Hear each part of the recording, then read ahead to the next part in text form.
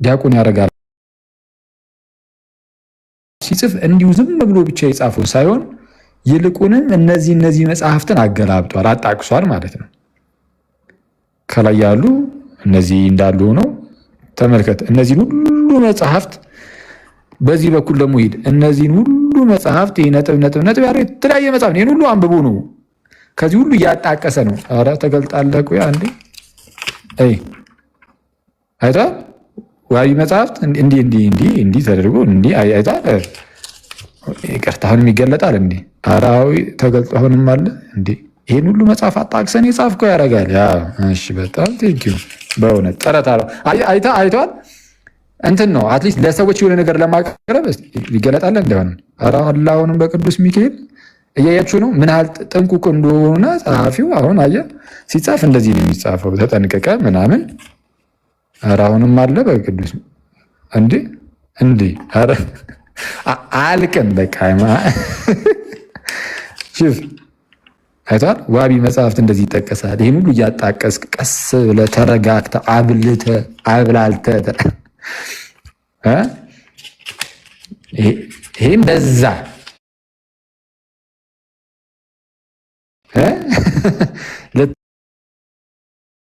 ትሉ ትችላላችሁ። አንድ ሰው ከታች እንደዛ እያለ ነው። እውነት ነው በእውነት እስካሁን ድረስ የገለጥነው እንትን ነው ዋቢ መጽሐፍትን ልጁ የገለጣቸው ወረቀቶች ብዛት ራሱ ያረጋል። ሪፈረንስ መጽሐፎች የጻፈበት ብዛት አይሞላም ያነበባቸው ልጁ ማለት አይ ዶንት ቲንክ እኔ ሳየው ምንድነው መጽሐፍ የማንበብ ልምድ ሳይሆን ይሄ ቪዲዮዎችን ምናምናም ታይና ከዛ በኋላ ለምሳሌ ቪዲዮ ላይ ኒቼ እንደዚህ አለ የሚል ነገር ቪዲዮ ላይ ካየ እሷን ትሰማለህ፣ ትመጣና ጫጫ ታደርጋለህ። ኒቼ እንደዚህ አለ ከዛ ማስረጃ ስትል የኒቼን መጽሐፍም አይጠቅስልህም። ኒቼ ምን ላይ እንደዛ ተናገረ የሚለውን ማለት ነው አይጠቅስም። ሪፍረንስ የለም። ለምን? እሱ ራሱን ከቪዲዮ ነው የሚሰማው። እና ይሄ ተባራሪ የሆነ በየቪዲዮ ትቃርማለህ፣ ትመጣለህ፣ ጻፍኩኝ ትላለህ፣ መጽሐፍ ትላለህ። አሁን ያሳዩአችሁ ዋቢ መጽሐፍት ናቸው። አሁን የጀለስን ስታዩት የወንድማችንን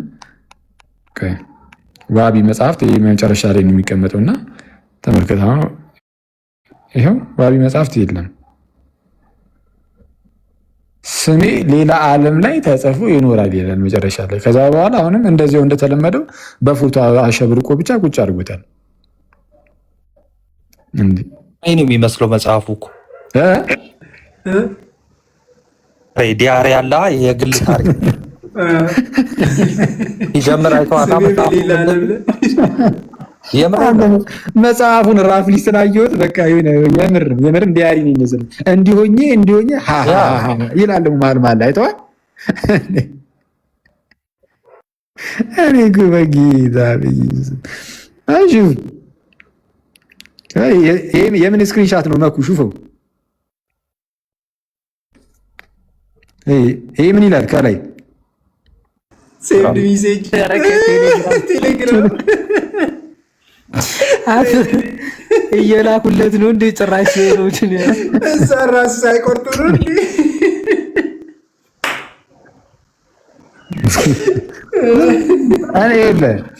እንትን ከዛን ይህን ዝም ብለህ ያዝ አድርገውና በቃ እንደዚህ አይነት መጽሐፍ የጻፈ ሰው አንተ እየወጣ እኮ 38 ጊዜ እኮ ነው በአንድ ቪዲዮ ላይ መጽሐፊ ከዛ የሆነ ቪዲዮ ደግሞ ይሰራል። ቀውጢ መጽሐፍ ስጽፍ ይልና እየደነሰ ይመጣባል። ከፈለገ ይቻማው እንግዲህ ያርግለት። ግን እንደ ሌሎቻችሁ ባይሆን የሆነ እስቲ ቀደም ላሳያችሁ ያልኩን ቪዲዮ ያው በዚህ ልክ የሚናገር ሰው ራሱን በጣም ንጹህ ሰው በጣም ሃምብል ሰው ትሁት ሰው ምናምን አድርጎ ሌላውን እንዴት እንደሚያይ ሹፍ ምን እንደሚል የሃይማኖት አባት ማለት የኋላ ቀርነት አስቀጣይ ማለት ነው። አንድ ዲያቆን ሰምተዋል? ይሰማል? አተ የምር እዛ እንትን ኢቮሉሽን ላይ ያሉት ሶስተኛ ግን የራሱ ፎቶ ነው መሰለኝ።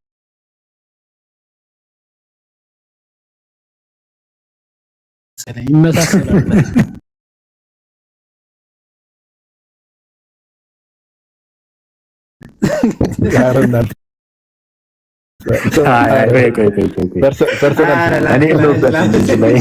ፐርሰናል ትላለህ እንደ የምሬን ተመሰለባቸው ሆነብኝ እኮ። ራስህን ቻል ሰውዬ። አይ እድገቱን ከዛ ወደዚህ ደረሰ ብሎ የራሱ አድርጎ ነው እንዴ እኮ ብዬ ነው። እሱማ ሀሳቡማ እንደዛ ነው። የእሱ ሀሳቡ እንትን ነው ብቻ ነው የራሱ አድርጎ ከሆነ እኮ ብዬ ነው። ምንድን ነው የምታካብዱት? ኧረ እንሂበት አንተ ረፍ። እሺ አንዴ የሃይማኖት አባት ማለት የኋላ ቀርነት አስቀጣይ ማለት ነው። አንድ ዲያቆን አበጋዝ ያደርጋል የሚባል ሰው መሰለኝ። ዲያቆን ማን? አበጋዝ ያደርጋል። አበጋዝ አበጋዝ ያደርጋል። ምን ሆኖ ልጁ? ኧረ አሁን ይሄ እኮ አሁን ማለት ነው እኔ ይሄንን እንደ ስህተት ይዘን እንድንጽፍ የሚያደርገን ምንድን ነው? ቀጣይ የሚተቸው እሱን መሆኑ እኮ ነው። ስሙን እንኳን የማያውቀውን ሰው ይተቻል። በቃ የሚተቸው ደግሞ ለምን ቢሆን ጥሩ ነው? ከእሱ ጋር ይቃረናል። ከአንተ መጽሐፍ ጋር እኮ ተቃረን የእሱ መጽሐፍ ስለተባለ ከእሱ መጽሐፍ ጋር የሚቃረኑ ሰዎችን በማብጠልጠል ነው። በቃ እንደዚህ። ኧረ በጌታ ቆይ ሰማ ሹፍ። እሺ ዲያቆን አበጋዝ ያደርጋል ምን አሉ? አንድ አዲስ መጽሐፍ ሳይንስና ሃይማኖት የሚል መጽሐፍ እንደወጣና ከኔ መጽሐፍ ጋር እጅግ ተጻራሪ የሆነ ተቃራኒ የሆነ እንደሆነ አንድ ልጅ ገልጾ የሁለታችንን መጽሐፎች ልዩነት ሲያወራ ሰምቼው ነበርና በጣም ገርሞኝ ነው። ምን ይላል? እሺ አሁን ሲያነጻጽር ሰማው። እንደዚህ ጽፎ አዲስ መጽሐፍ ጽፎ ሲያነጻጽር አንድ ልጅ ሰምቼ ነው ብሏል። ስለዚህ መጽሐፉን አላነበበም፣ መጽሐፉን አያውቀውም። እንኳን መጽሐፉን ጸሐፊውን እንኳን በትክክል ስሙን አያውቀውም።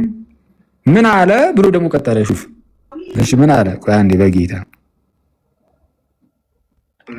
ምን ይላል ጸሐፊው? ዲያቆን ወንድማችን ሳይንስን የሚከተል ሰው በሙሉ እጅግ የተሳሳተ መንገድ ላይ እንደሆነና የተሳሳተን ነገር እየተከተለ እንደሆነ ነግሮን ከዚህ ድርጊት እንድንቆጠብ ነው የሚነግረን። ምን አይነት ወይኔ በጌታ የቱ ጋር ነው ያለው? እንደዚህ በጌታ በኢየሱስ ስም አንተ እኔ ኩበክር በይ እኔ ይህንን የምትከተሉ ሰዎች እኔ በጌታስ የቱ ጋር ነው ያለው? ሳይንስን የምትከተሉ ሁሉ ኢማጂን ከዚህ ነገራችሁ እንድትታቀቡ ደግሞ ይላል። አንተ አንድ ምንም ያላነበበውን መጽሐፍ እንደዚህ ይላል ሰው ወጡ። ይሄ ማለት ምን ማለት ነው? በቃ ይሄ ሰው ያን ያህል ግድም አይሰጠው ሰው፣ ይሄ ለጭንቅላቱም ለህሊናውም በቃ ምንም ለሰውም ያን ያህል ብዙም ግድም አይሰጠው ሰው ነው ማለት ነው። አይ ነው ፕሮሞት እያደረግኳቸው ነው። እረዳለሁ፣ ይገባኛል። ከዛሬ በኋላ ጭራሽ አናነሳውም። ግን ምን አይነት ሰው እንደሆኑ ግን አትሊስት ግን ወቁ በጌታ ያረጋል። አሁን ስለ ሳይንስ ምን እንዳለ አሳያቸዋለሁ። የራሱን መጽሐፍ የተቸው ይሄንን አይደለ? ይሄን መጽሐፍ ገልጬ አሳያቸዋለሁ ምን እንዳለ ከዚህ ልጅ ጋር በተቃራኒ ማለት ነው። ግን ምን እንደሚል ስሙ መጀመሪያ። ቆይ መጀመሪያ እንደውም ላሳያችሁ ከታላቅ ይቅርታ ጋር፣ ከዛ እንድትገረሙ የእሱን ንግግር እየሰማችሁ ማለት ነው።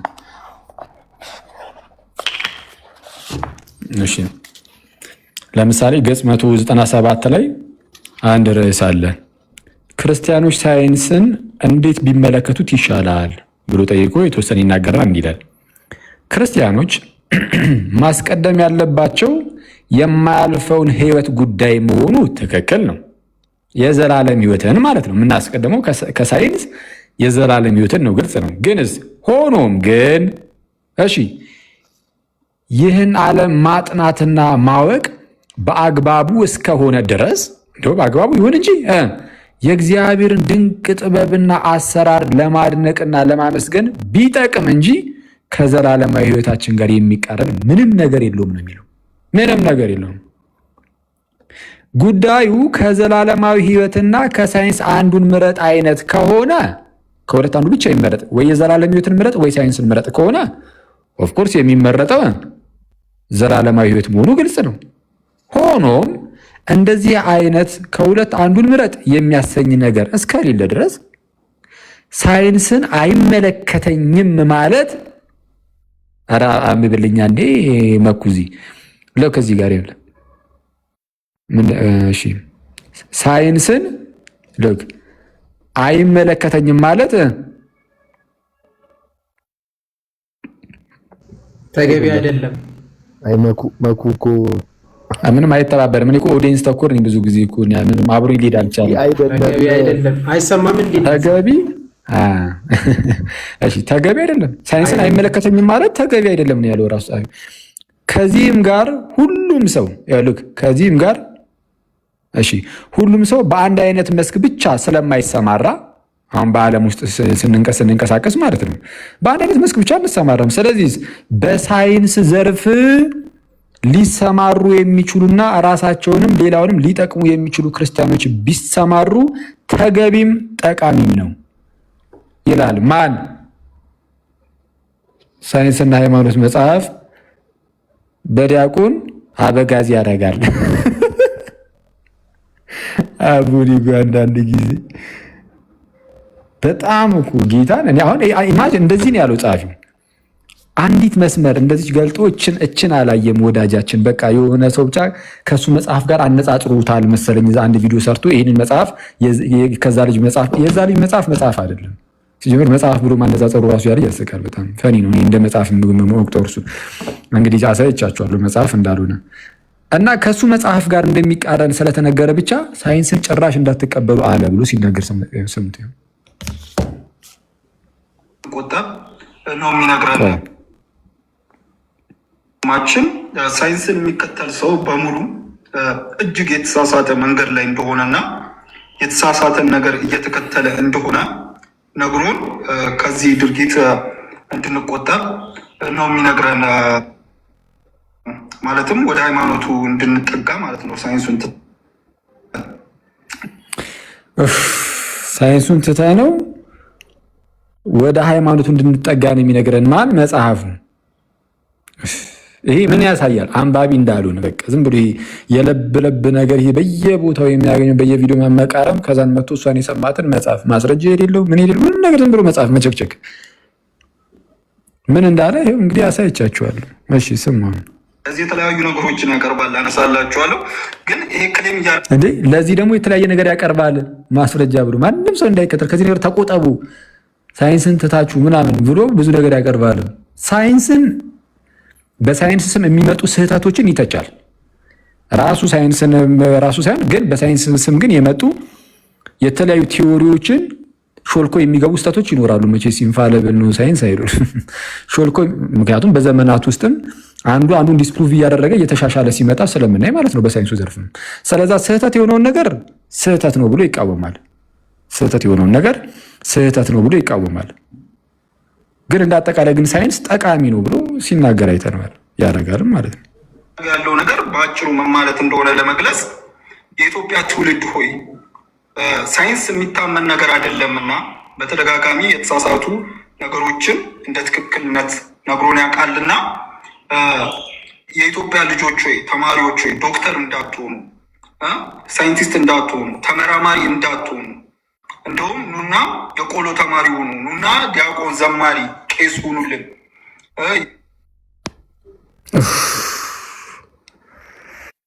ሳክሱ በጣም ከባድ ነው። ጀለስ ኑና የቆሎ ተማሪ ሁኑልን፣ ዘማሪ ሁኑልን፣ ቄስ ሁኑልን ነው እያለ ያለው። ዶክተር እንዳትሆኑ ብሎ ያደርጋል። ታይትል ራሱ ምንድን ነው? ቆይ ዶክተር መሆኑንም እኮ አላወቀም ተዳለ አንተ ዩኒቨርሲቲ መምህር መሆኑን አላወቀም ማለት ነው። አረ እስማ ቆይ አንዴ ገጽ ስንት ነበር ያቀደም ያወጣት? በጌታ ስም ይኸውልህ 97 ነው ነው። እሺ ኦኬ ታንክ ዩ። 107 ከሁለት አንዱ። እሺ ታንክ ዩ። አዎ ትክክል ነው። አንተ በጣም ታስታውሳለህ ትላለህ። ያው ምንድን ነው የሚለው? ከዚህ ጋር ሁሉም ሰው በአንድ አይነት መስክ ብቻ ስለማይሰማራ በሳይንስ ዘርፍ ሊሰማሩ የሚችሉና ራሳቸውንም ሌላውንም ሊጠቅሙ የሚችሉ ክርስቲያኖች ቢሰማሩ ተገቢም ጠቃሚ ነው። ስለዛ ሳይንቲስቶች ሁኑልን፣ በሳይንሱ ዘርፍ ግቡልን እያለ የሚመክርን መጽሐፍ ጌታ ኢየሱስ። ቆይ አንዴ ከዛ ደግሞ የኋላ ቀር አስቀጣይ ብሎ ደግሞ የተናገረው አይዜ እንደዚህ አይነት መምህራን ነው። እሺ ቆይ የኢትዮጵያ ህሙማን ወይ ወደ ሐኪም ቤት አትሂዱ፣ ሳይንሳዊ መድኃኒቶችን አትጠቀሙ፣ አትውሰዱ የሚታመን ነገር አይደለምና ማለት ነው። ወንድማችን ክሌም እያደረገ ያለው ነገር እኔ በገባኝ መልኩ ይሄ ነው። እኔ በገባኝ መልኩ አይገባም ማለት ነው። በቃ ይህ በዚህ ትልቅ ማሳያ አልገባም አይገባም። ጀነራል ተጨባጩን እውነታ ሳይንስ የሚያረጋግጣቸውንና ከሚነግረንን ተጨባጭ መረጃዎችና ማስረጃዎች የማይታመኑ እንደሆኑና በተደጋጋሚ በራሱ ውድቅ እንደሚያደርጋቸው ይናገራል ይላል። እኔ እስካሁን በግልጽ የማውቀው ነገር የለም። ግን ለዚህ ተጨባጭ የሳይንስ ማስረጃዎችና መረጃዎች ስህተትነት ወይም ታማኝ እንዳሉ የሚያረጋግጥበት መስፈርት ምን ቢሆን ጥሩ ነው? ቤተ ክርስቲያኗ ያጠናችውን የምርምር ውጤት አይደለም አምጥቶ የሚያስቀምጠው። ክላሲካል ፊዚክስን ውድቅ ለማድረግ የሚጠቀመው ኳንተም መካኒክስ ነው። ኢማጂን ያድጋል ነው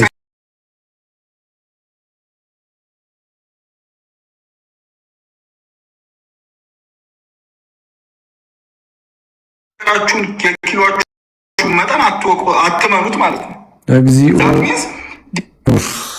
አንተ ሳክሳም ነው በወላዲተ አምላክ እንደዚህ እኮ አይሰከስም እኮ በጌታ በኢየሱስ እንዴ! የለም እኔ በታሪክ ውስጥ እኮ አጠናሁ ወደ አለመለስ ብዬ ገረፍ አደረኩኝ እንደተባለ እና በጣም በቃ አንድ መስመር ሳያነበው እንዴት ትንተና ይሰጣል? አንድ መጽሐፍ ላይ ሰው አንድ መስመር ያላነበው አንዲት ቃል ገልጦ ያላየው እንደማንበቡን ትተን እኒያችሁ ተረጋግጦ እናትና አባታችሁ ሲነገራችሁ አትቀበሉ ማለት ነው።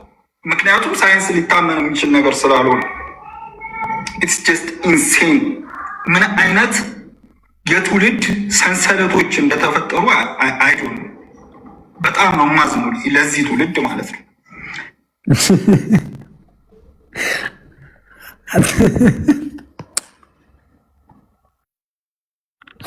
አረ ለዚህ ትውልድ አዝናለሁ አለ በቅዱስ ሚካኤል። የምሩንማ ፈይሰል ነው የምሩን ይመስላል እንዴ? አረ ሙድ እያዘ ነው የሚሆነው ወንድማችን። የምር እኔ ውስጡ እየሳቀ ነው የሚሆነው የምር እንዴ።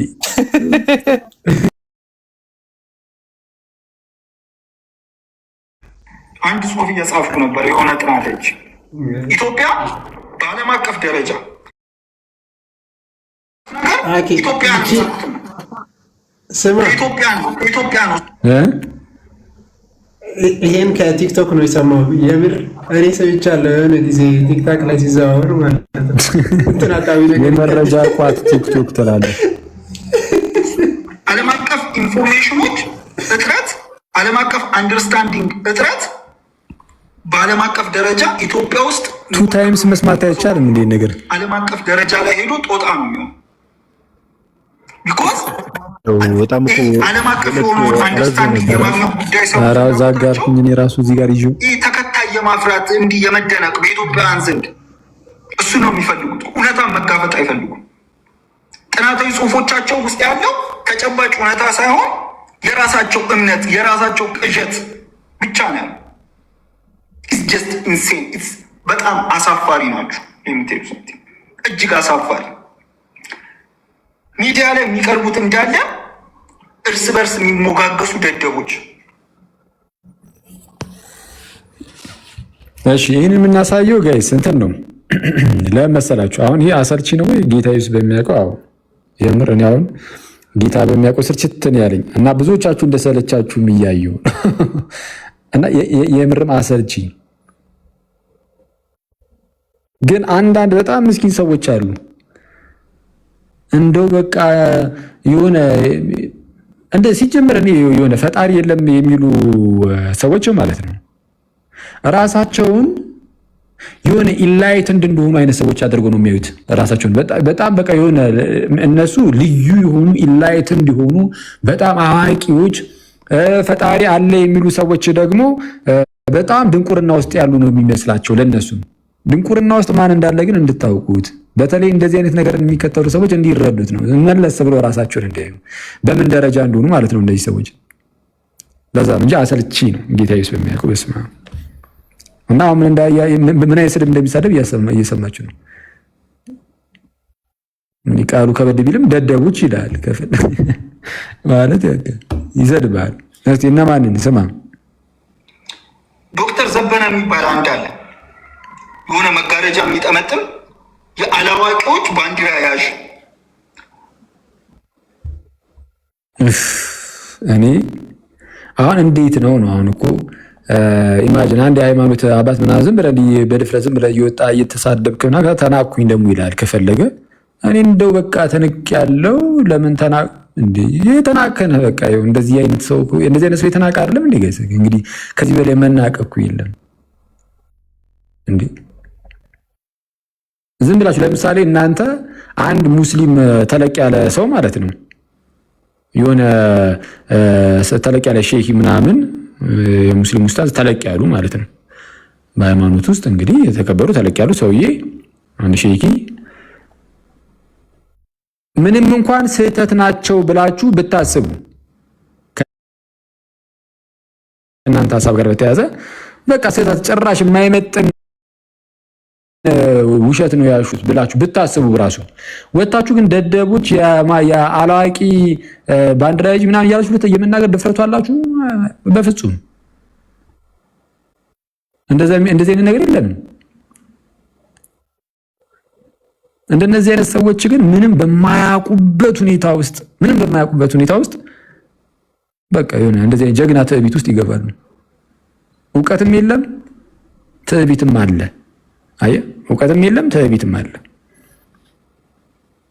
ሰይፉ ላይ ቀርቦ በዚህ ዘመን ምድር ጠፍጣፋ ናት ይላል። ኢትስ ጀስት ኢንሴን ማለት እንደዚህ አይነት ነገሮችን መስማት። እኔ የትምህርት ሚኒስቴር እንደዚህ አይነት ነገሮች ለትውልድ ሲወራ እያየ ዝም ማለቱ በራሱ የሚገርም ነገር ነው። የትምህርት ሰው እኮ መብቱ እኮ ነው። በነገራችን ላይ መሬት ጠፍጣፋ ነች ብሎ ቢናገር አንድ ሰው የሚከለክለው አለ እንዴ? ይሄንን ሳይንስ ካልተቀበልክ መታሰር ምናምን እንደዚህ ተጀመረ እንዴ? ሳናውቀው ማለት ነው እንዴ? አረ እንዴት ነው ወንድማችን እያደረጉ ያለው ኢየሱስን እንዴ? አያኪ እንትን እንደው አሁን ይሄ ሲሪየስ የሆነ እንትን መስጠት ክሪቲክ መስጠትም ከባድ ነው። እንደዚህ አይነት የቀነጨረ ማይንድ ግን አዎ እንትን አሁን በውጭው ዓለም ላይም እኮ ኢቭን ትላልቅ የሚባሉ ኤቲስቶች ሆነው ራሱ ባይዘው ይሄ ክርክር ይደረግበታል። ምድር ጠፍጣፋ ናት ብናት የሚለው ነገር እኮ ስቲል ቱ ዚስ ዴይ ክርክር ይደረግበታል። ትምህርት ሚኒስተር ይላል እዚህ ሀገር አምጥቶት ምንም የሚያውቀውንም የሚያወራውንም ነገር አያውቅም። እውነት ለማውራት ሲጀመር ትምህርት ሚኒስተር ላለው ማለት ነው ጋዲ ወደ በኋላ ላይ እኮ አሁን ስናየው ደግሞ ምን ይለናል? በአማርኛ የሆነ ነገር ከኢትዮጵያ መምህራን ምንም ነገር እንዳሰሙ ይላል። እና ትምህርት ሚኒስቴር በእንግሊዘኛ ወጥቶ ከአሜሪካ ሄዶ አይናገረው እዚህ የሚናገር እንዴት እንሰማዋለን? በእውነት ሹፍ ትንሽ ላይ አሳልፎ በእናት ማምጣት አለበት እንዴ የተገኘው የዘረመል ይቅርታ በጣም ጋይ ስላሳለፈው እኔ እዚህ ጋር ፊንት ልሰራ ነው። የምድርን የስበት መጠን ቢለቁት ዛት ሚንስ ፕሌን የምናበረው ምንም የምንለው ይሄ ሁላ ሳይንሳዊ ፕሮግረስ ሁሉ የማይታመን ነገር ነው። ምናልባትም የተሳሳተ መንገድ ይሆናል ፕሌን የምናበርበት ሜትድ። ኢትስ ጀስት አም ሶሪ በእውነት ነው የምላችሁ። አም ሶሪ ሰምታይምስ ላይክ ያም አለ የምትሰማቸው ነገሮች ፉል ኦፍ ስቱፒድ። እኔ ልንገር ወጣት እኮ this is what you are ወንድማችን። በስመ አብ ፉል ኦፍ ስቱፒድ ነው ያለው። እሺ ወጣት ከሆንክ እኔ ልንገርህ ሰማ እያለ ነው። ወጣት ወይ ሰማ። እሺ በቃ ገጠር ግባ።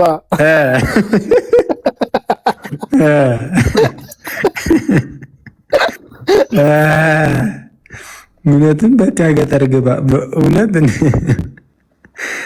እሺ፣ እስቲ እንስማ። ታዳጊ ኮንክ የኔንም መጽሐፊውን የማንኛውም ኢትዮጵያዊ የጻፈው መጽሐፍ እንድታነብ አልመክርም።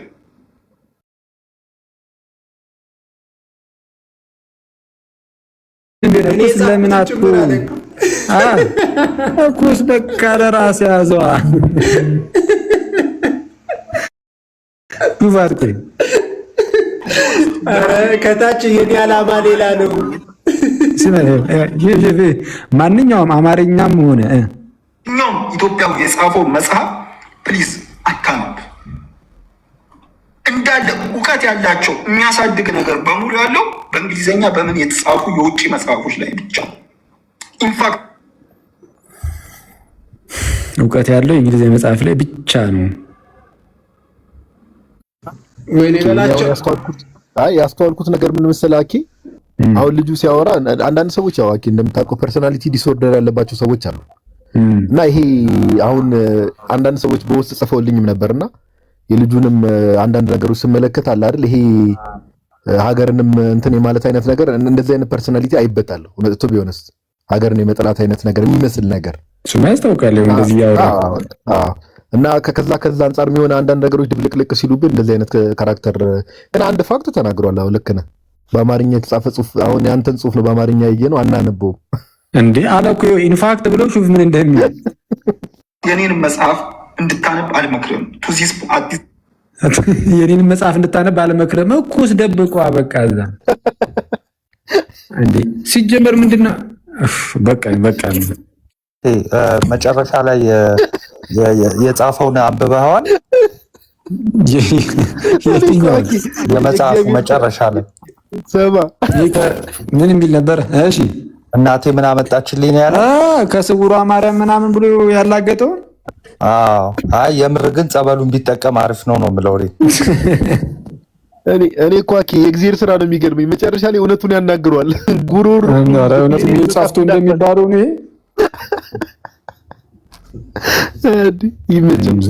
ይመችም በጌታ በኢየሱስ እና ይሄ በጣም በቃ ስለዚህ አሁን እንደነዚህ አይነት ሰዎችን በጣም የሚገርመው ከጽሁፉ አኬ የት ደርሰሃል የሚለው የኔ ቴክስት አይሻልም?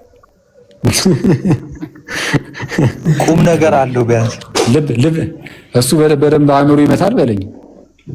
በጣም እንዴ ኮንትራዲክት ያደርጋል። እንደገና የስፔሊንግ ስህተት ደግሞ ተው።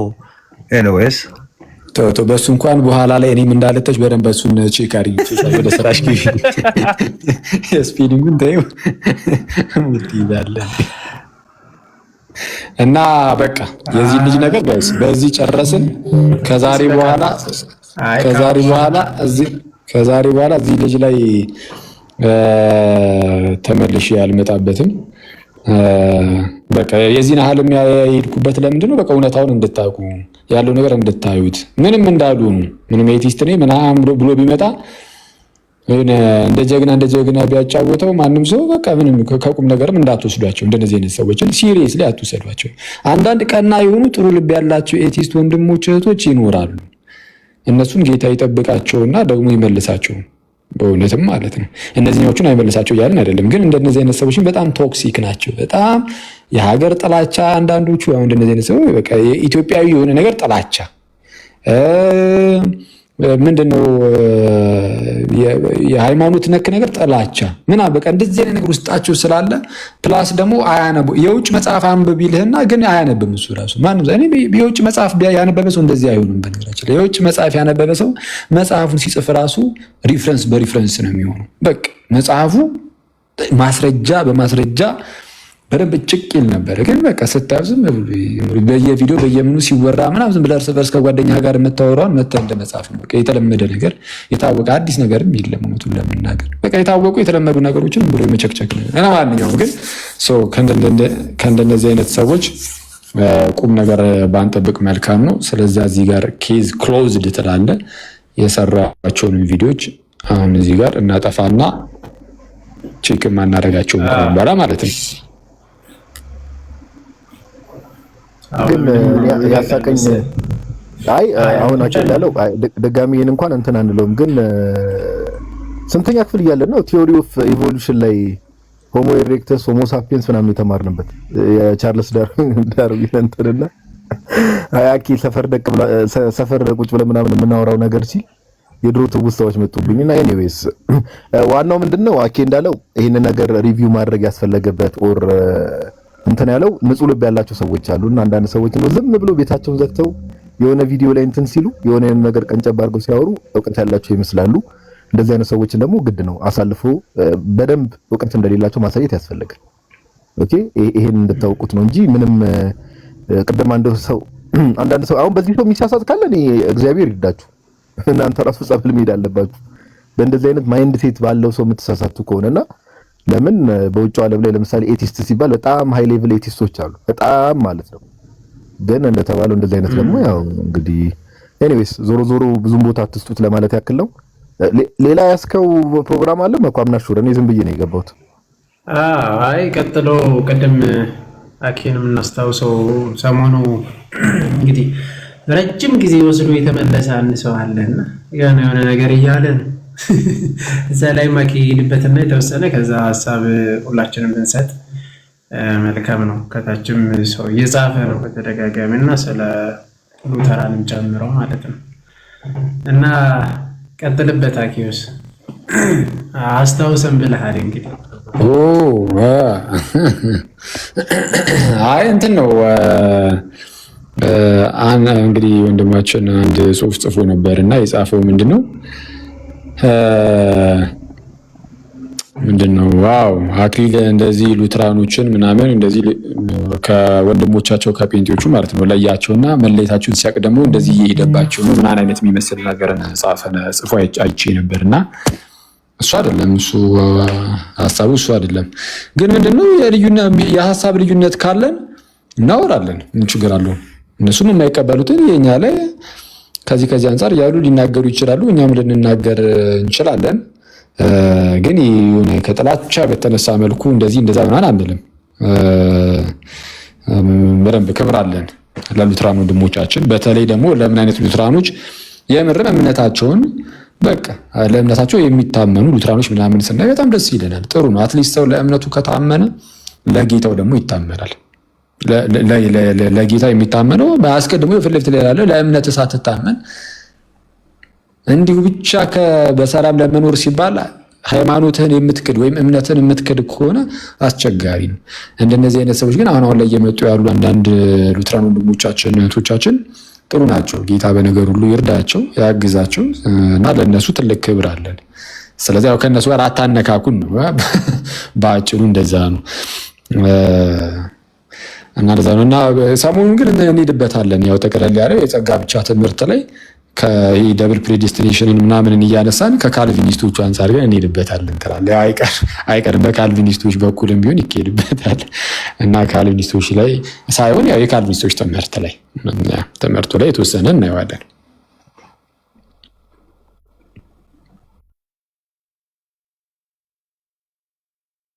ነካካው እኮ ምንም አላልክም ግን ትምህርቱ ላይ ነው ሐሳቡ። ትምህርቱ ላይ እንደሄድበት ፈልገን እንዴ ላይቭ ገብቷል ነበር ተወሰነ አልገባም። ትምህርቱ ላይ ትምህርቱ ላይ እኮ ሉተራን ወንድሞቻችን ላይ አንሄድም ትላለህ። ኦኬ ቆይ እንትን ይበል ትንሽ እስቲ እንትን ይበሉ በብዙ በዚህም በዛም ምናምን እንትን አይበሉ። ትንሽም ስለሆኑ ሚዲያው ላይ ያሉት በሁሉም በኩል ከሚያዙ እነሱ ፕሮግራማቸውን ሲጨርሱ ሌላ ጊዜ ቀስ ብለን በተረጋጋ መንፈስ ምናምን በወንድማማዊ ፍቅር ትላለህ። እንደ ጓደኛ ዲስከስ ታደርገዋለህ ቀስ ተብሎ። እውነት ለመናገርም ዲቤት ምናምን ጠርቷቸው ነበር። አሁን ለእኛ ፈኒ ነው በዚህን ጊዜ ላይ ስለ ልሳን ምናምን እንደዚህ አይነት እንትኖች ላይ በጣም ብዙ አመት ስለተካሄደብን እንደዛ ጠርቷቸዋል። ግን ዝምን ለምን እንዳሉ አላውቅም ሉተራኖች። ዞሮ ግን ከኛ ግን ከመጣ ሁሉ ጊዜ መልስ ስለተሰጠበት ነው። ሜቢ ላልሰሙ አዳዲስ የሆኑ የመጡት ስለ ልሳን ቲክታክ እንትን ላይ ዩቲዩብ ላይ ማግኘት ትችላላችሁ። የተሰራበት አኬም ሰርተሃል መሰለኝ እና የተወሰነ ብትሄድበት መልካም ነው። እዛ ላይ ስለሄድበት ምኑ ላይ ልሳን ማለት ዲቤት ጠርቶ ነበር። አሁን ማንም የተቀበለ የለም ካሉ ልሳንማ በጣም ከባድ ጥያቄ ብሎ የምን ቪዲዮ ላይ ነው ያየሁት። በቃ ማንም ሰው የማይመልሰው ስለ ልሳን አሁን ፕሮቴስታንቶች ወይም ጴንጤዎቹ እንደሚሉት አይደለም የሚል ሰው ማንም ሰው የማይመልሰው ተብሎ አንደኛ ቆሮንቶስ ምዕራፍ 14 ቁጥር 2 በልሳን የሚናገር ስለ እግዚአብሔር እንጂ ለሰው አይናገርም የሚያስተውሉ የለምና በመንፈስ ግን ምስጢርን ይናገራል ይላልና በቃ እቺ ጥያቄ ማንም ሰው በቃ ለብዙ ዘመናት አትመልሱትም ይባላል። ሺህ ዓመት ብሰጣ አስመልሰው ማሰብ። እሺ በአጭሩ እንግዲህ ልሳን በቃ ልሳን አንድ ነው ያለው። ሐዋርያት ሥራ ምዕራፍ 2 ላይ ይወርደው ነው እሱ። ከዛ በኋላ ከሐዋርያት ሥራ ምዕራፍ 2 ውጪ አሁን ከዛ በኋላ ልሳን ወርዷል። ግን የተለየ አይነት ልሳን ነው አይልም መጽሐፍ ቅዱስ። የተለየ ልሳን አይልም። የሆኑ ቃላትን እያነበብክ ለራስ አሁን ለጀመርከው እንግዲህ ማን እንዳስጀመረህ ለማናውቀው ለሆነ ነገር ለዚህ ልሳን ብለህ ለጠራኸው ነገር ለሱ በቃ ይደግፈኝ እያልክ ካልታገልከው በስተቀር መጽሐፍ ቅዱሱ ስለ ጸጋ ስጦታ ሲናገር ሁለት አይነት ልሳንን አያስቀምጥም፣ አንድ አይነት ልሳንን ብቻ ያስቀምጣል። ይህን ለመረዳት እነሱ የሚጠቅሱት አንደኛ ቆሮንቶስ ምዕራፍ 14 አይደል? አንደኛ ቆሮንቶስ ምዕራፍ 12ን ቀደም ብሎ መመልከት። ስለ ጸጋ ስጦታ አስቀድሞ ጳውሎስ ሲናገር እኮ እንመለከተዋለን። ምን ብሎ ይናገራል? እሺ አንደኛ ቆሮንቶስ ምዕራፍ 12 ቁጥር 4 ላይ የጸጋ ስጦታም ልዩ ልዩ ነው፣ መንፈስ ግን አንድ ነው ይላል። ተመልከቱ። የጸጋ ስጦታ ልዩ ነው፣ መንፈስ ግን አንድ ነው። አገልግሎትም ልዩ ልዩ ነው፣ ጌታም አንድ ነው። አሰራርም ልዩ ልዩ ነው፣ ሁሉን በሁሉ የሚያደርግ እግዚአብሔር ግን አንድ ነው። ነገር ግን መንፈስ ቅዱስን መግለጥ ለእያንዳንዱ ለጥቅም ይሰጠዋል ይልና እሺ ለአንዱ ጥበብን መናገር፣ ለአንዱ ምን ይሰጠዋል? በመንፈስ ጥበብን መናገር፣ ለአንዱም በዚያው ደግሞ መንፈስ እውቀትን መናገር ይሰጠዋል። ለአንዱም በዚያው መንፈስ እምነት፣ ለአንዱም በዛው በአንዱ መንፈስ የመፈወስ ስጦታ፣ ለአንዱም ተአምራት ማድረግ፣ ለአንዱም ትንቢትን መናገር፣ ለአንዱም መናፍስትን መለየት፣ ለአንዱም በልዩ አይነት ልሳን መናገር። ይኸው ልሳን ተጠቀሰ። የጸጋ ስጦታዎችን እየተናገረ እየዘረዘረ ለአንዱም ምን አለ? ለአንዱም በልዩ አይነት ልሳን መናገር ይልና ቀጣይ ምን ይላል መሰለህ? ለአንዱም በዛኛው አይነት ደግሞ ይሄ በሁለተኛው አይነት ልሳን ደግሞ መናገር ይላል አይልም? አይልም። ሁለት አይነት ልሳን ቢኖር ኖሮ እዚህ ጋር ቁጭ ያደርግልህ ነበር እኮ። በቃ ለአንዱም በልዩ አይነት ልሳን መናገር አለቀ። አንድ አይነት ልሳን ብቻ ነው ያለው። ጳውሎስ አንድ አይነት ልሳን ነው የሚያውቀው። ወይስ ይሄ ልሳን እነ ጴጥሮስ ላይ የወረደው አይደለም? ወይስ ይሄ ልሳን የቆርኔሌዎስ ቤተሰብ ላይ የወረደው አይደለም? ምክንያቱም የቆርኔሌዎስ ቤተሰብ ላይ የወረደው ልሳን ራሱ እነ ጴጥሮስ ላይ ሐዋርያት ሥራ ምዕራፍ 2 ላይ የወረደው ነው። በምን ማወቅ ይቻላል?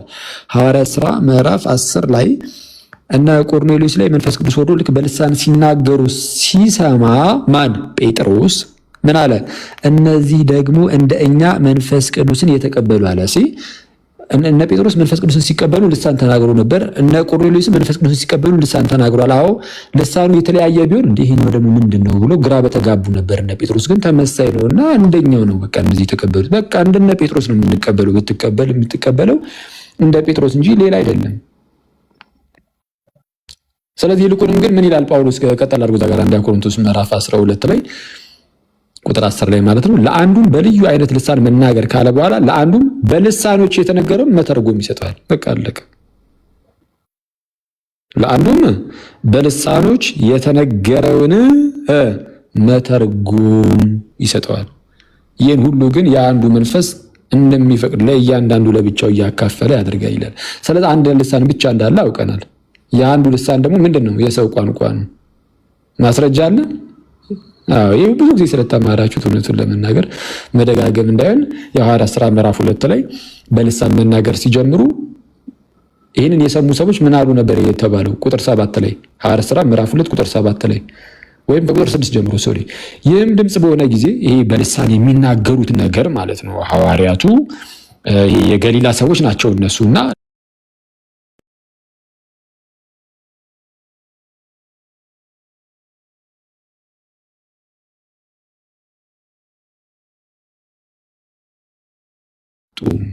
ተገርመውም ተደንቀውም እንዲህ አሉ። ምን አሉ? እነሆ እነዚህ የሚናገሩት ሁሉ የገሊላ ሰዎች አይደሉም? ምን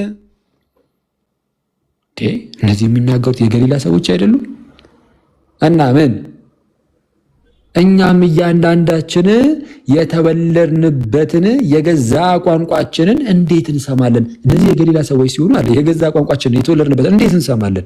ስለዛ ልሳን ሲባል በቃ ኖርማል ሰው የተወለደበትን የገዛ ቋንቋ ነው የሚሰማው። በልሳን ሲነገር እንዴት እንሰማለን?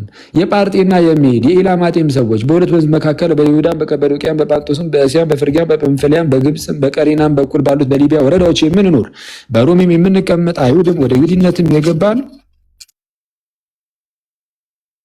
ምንድን ነው በወላዲተ አምላክ ያስተጋባው? አንተ ራስህ ልሳን የነዚህ ግሎሶሎላ የሚባለው ልሳን ያወራን ነው መሰለኝ። የሄድኩበት እንዴ ፓርቴድ ምናምን ስትል ጳጳጳ የሚል ቃል ነው። ወጣ አንተ አንተ እዚህ ላይ እያስተማርክ ልሳን ቢያመልጥ አስበዋል።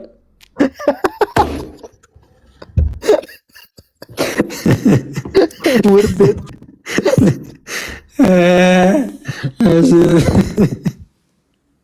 እኔ የፈጠነ ነው ዲስኮኔክት ማድረገው ወዳጄ።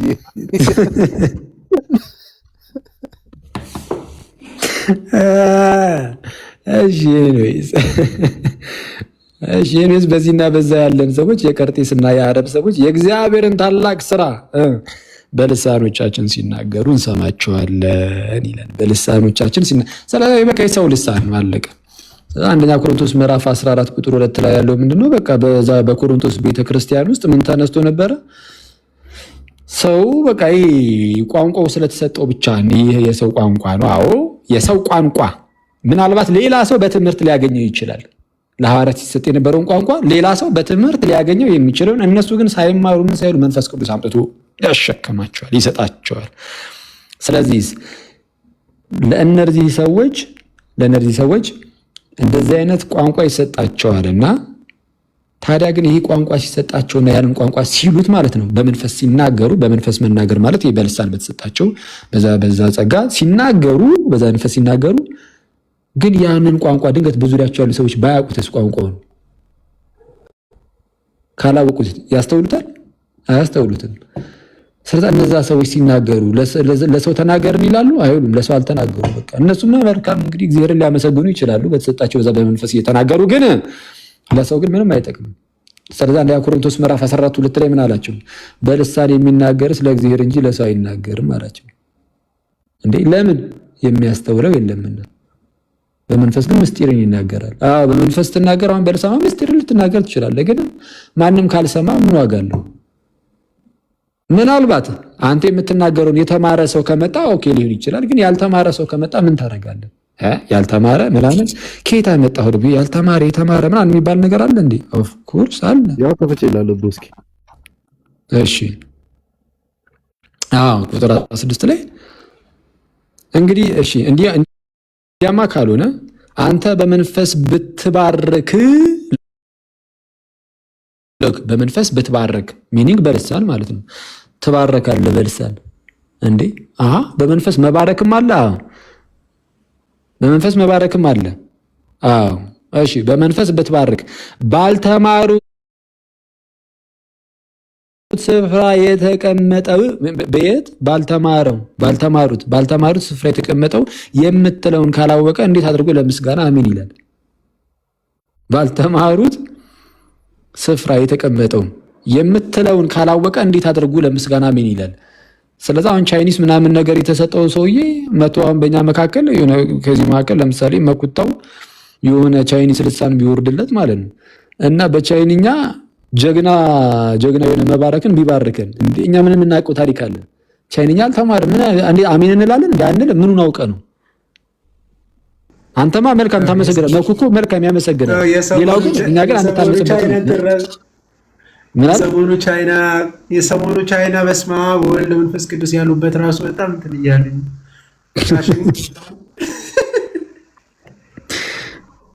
ሰው እኮ ችግር አለበት። የቅዱስ ቹንግ በረከቱ ይድረስብን ይላል። አይ አሜን እንደዚህ የሚያስፈል ነገር አለ? ወዲያ በማይቀለር ነው የሚቀልዱት። እሺ ምን አለ? አንተማ መልካም ታመሰግናለህ። ለምሳሌ መኩ ይህ ቻይኒስ ነገር ቢወርድለት በቃ ሲያመሰግን እኮ በቃ እሱማ መልካም እያመሰገነ ነው። ሌላው ግን አይታነጽበት፣ እኛ ግን አንታነጽበትም። በቻይኒስ እዚህ ጋር መጥቶ ቢያመሰግን እኛን ምንም አያንጸንም። ምክንያቱም ምንም አናስተውለውም፣ ምን እያለ እንደሆነ ራሱ አናውቅም። ከሁላችሁ ይልቅ በልሳኖች እናገራለሁና እግዚአብሔርን አመሰግናለሁ። አየህ ጴንጤ ማለት እኮ የጳውሎስ ሃይማኖት ነው። ምክንያቱም ጳውሎስ ከሁላችሁ ይልቅ በልሳኖች እናገራለሁ ብሎ ይላል። ከሁላችሁ ይልቅ በልሳኖች እናገራለሁ ምን ማለት ነው? ከሁላችሁ ይልቅ በልሳኖች እናገራለሁ፣ በብዙ ልሳኖች እናገራለሁ። ብዙ ነው የተሰጠው ለጳውሎስ። አየህ በጣም ብዙ። ለዚህ ደግሞ እግዚአብሔርን አመሰግናለሁ ነው እያለ ያለው። ግን ሰዎችን እንዲጠቅም ግን በነዛ ሁሉ ልሳኖች አይናገርም። በቃ በማህበር የሆነ ነገርን ያስተምራል እና እንደዛ ነው በአጭሩ። ቴንኪው ትላለህ። እሺ እሱ ላይ ልሂድበት ቃላት ያሰማል። እዚሁ ላይ አኪዮስ ቃላት ያሰማልን ብሮስኪ። አይ ምንም ይሄ በጣም ብዙ ጊዜ አሁን የልሳን ጉዳይ ምናምን ነገር በጣም ብዙ ጊዜ ላይቭ ላይም አድሬስ ተደርጓል። ማይክን ኦን አድርገህ ነው ፓፓ እያስተጋባ ነው። ሶሪ እና አረ ችግር የለውም። እና ብዙ ጊዜ አድሬስ ተደርጓል ላይቭ ላይ አይደል? በጣም ብዙ ጊዜ ቶፒኩን ይዘን ገብተን ታሪካዊ አመጣጡን ራሱ ኢቭን ያው አሁን ጴንጤ ወንድሞቻችን ምንድነው ትልቁ ችግር ዛሬ ጴንጤዎች ልሳን ሲናገሩ ዘወይ ዘይ አክት ምናምን እነዚህ ነገሮች ሞሮፍ የመናፍቃንን ባህሪ ለምሳሌ ሞንታነስ የሚባል መናፍቅ በቤተክርስቲያን ታሪክ ውስጥ አለ። ኢቭን የሱ ካራክተሮችን ብትመለከቱ እሱ በዛ ጊዜ ሁለት ሴቶችን ከኋላ አስከትሎ የሚንቀሳቀስ ሰው ነበር። ሞንታነስ የሞንታኒዝም መንፍቅና ማለት ነው። እና ይሄ ካራክተር በካራክተር ደረጃ ራሱ አሁን ጴንጤዎች ጋር የምንመለከተው ነገር ሞሮፍ ወደ እነሱ ይቀርባል። ከዛ ባለፈ እንደው መጽሐፍ ቅዱስ ላይ ያለውን ሐሳብ አሁን አኪ ብሎ ሄዶበታል። ከዛ ባለፈ ራሱ እንደው ህሊና ላለው ሰው እንዴት የሪፎርሜሽኖቹ ዋናዎቹ አለ አይደለ? ዋናዎቹ ለምሳሌ ማርቲን ሉተር ሊሆን ይችላል እና ጆን ካልቪን ሊሆኑ ይችላሉ። ሌሎች ኦኬ የሪፎርሜሽን አባቶች ወይ ደግሞ ማጂስትሪያል ሪፎርመርስ የሚባሉት እነሱ ይሄንን ነገር እንዴት አያውቁትም ነው? ይሄ እንዴት ጥያቄ አይፈጥርባችሁ?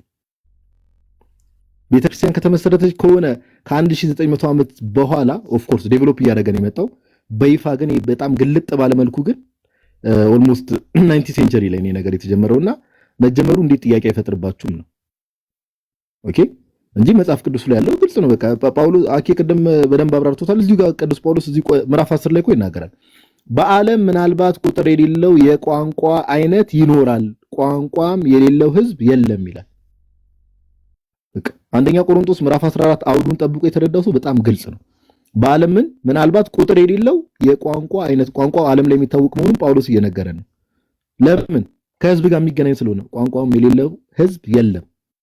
ኦኬ እንግዲህ የቋንቋውን ፍቺ ባላውቅ ለሚናገረው እንግዳ እሆናለሁ፣ የሚናገረውም ለእኔ እንግዳ ይሆናል። በቃ ግልጽ እኮ ነው። ባይዘው ይክፍሉ ግልጽ ነው። አኪ ቅድም እንዳለው ቻይንኛ ቢወራ በቃ ምዕራፍ ቁጥር 2 ላይ ያለው በጣም ቀላል ነው። በቃ በልሳን የሚናገርስ ለእግዚአብሔር እንጂ ለሰው አይናገርም፣ የሚያስተውለው የለምና በመንፈስ ግን ምስጢርን ይናገራል ይላል። አለቀ በቃ። መኩ ለምሳሌ በቻይንኛ ኦር ስፓኒሽ በሉት ፖርቹጊዝ በሉት በሆነ ቋንቋ እግዚአብሔርን ቢያመሰግን ኦር እዚህ ብንል መኩ ከማን ጋር ነው እየተነጋገረ ያለው? ለማን እየተናገርክ ነው? መኩ ለምሳሌ ከእግዚአብሔር ጋር ነው የምትነጋገረው። ለምን? እግዚአብሔር ምንም የጸጋ ስጦታ ባለቤትም እሱ ስለሆነ የምትናገረው ነገር አንደርስታንድ የሚያደርገው እግዚአብሔር ነው። ማህበሩ ግን አንደርስታንድ አያደርገ። ኦኬ ለሰው ለእግዚአብሔር እንጂ ለሰው አይናገርም። ሰው እዚህ ጋር የተባለው ምንድነው? ለማህበሩ አይናገርም ነው። ተርጓሚ እስከሌለ ድረስ ከእግዚአብሔር ጋር ነው እየተነጋገረ ያለው። በቃ አለቀ። በመንፈስ ግን ምን ምስጢርን ይናገራል። ለምን? እዛ ጋር ለተሰበሰቡ ሰዎች ምንድነው ምስጢር ስለሆነ ያ ነገር። ይሄ በጣም ቀላል ነገር ነው ጋይስ። ኦኬ እና ይሄ ስናር ቢግ ዲል። ለዛ ነው ልሳን እዚህ አንደኛ ቆሮንቶስ ምዕራፍ 12 ላይ አኪ ቅድም ያላችሁ ቦታ ላይ አንደኛ ቆሮንቶስ ምዕራፍ 12 ላይ ይቅርታ፣ እዚህ አንደኛ ቆሮንቶስ ምዕራፍ 12 ላይ አይታችሁ ከሆነ የጸጋ ስጦታዎችን ሲዘረዝር ቅዱስ ጳውሎስ አይታችኋል። ለአንዱም በልዩ አይነት ልሳን መናገር፣ ለአንዱም በልሳኖች የተነገረውን መተርጎም ይሰጠዋል። በቃ መተርጎም አለበት ነው። ጳውሎስ ዓላማው ራሱ ምንድነው? ልሳን ስትናገሩ ሰዎችን የሚያንጽ ይሁን፣ ዋናው ዓላማ ነው ዓላማው። ኦኬ ሰዎችን የሚያንጽ መሆን አለበት። ለዛ እኮ ነው እዛው አንደኛ ቆሮንቶስ ምዕራፍ 14 ላይ ምን ይላል መኩ? እንዴ እማተረጉሙ ከሆነ ዝም ብላችሁ የሆነ ላንጉዌጅ የምትናገሩ ከሆነ ሰዎች ከሩቅ ሲያዩዋችሁ ራሱ እንደ እብድ ነው የሚያዩዋችሁ እኮ ይላል ጳውሎስ። አሁን ሰዎች በምን መልኩ ይቀይሩታል ይሄንን ነገር?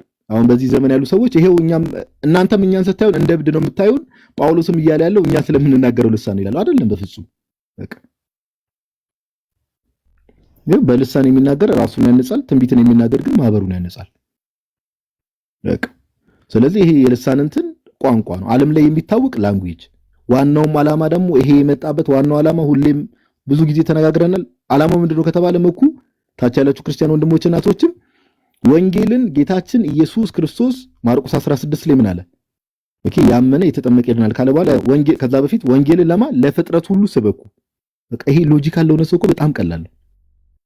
ወንጌልን ለፍጥረት ሁሉ ስበኩ ተብሏል። ስለዚህ ለምሳሌ ሐዋርያት የገሊላ ሰዎች ነበሩ አይደል? ለምሳሌ ወደ ህንድ ሀገር ሄደው ይሰብካሉ አይደል? ሐዋርያት ለፍጥረት ሁሉ ወንጌልን ሰብኳል አይደል? መኩ በየሀገሩ ሄደው ሰብኳል። ኦኬ መኩ ኢትዮጵያዊ ነው። ለምሳሌ መኩን ምሳሌ አድርገን ዛሬ እየወሰድን ነው።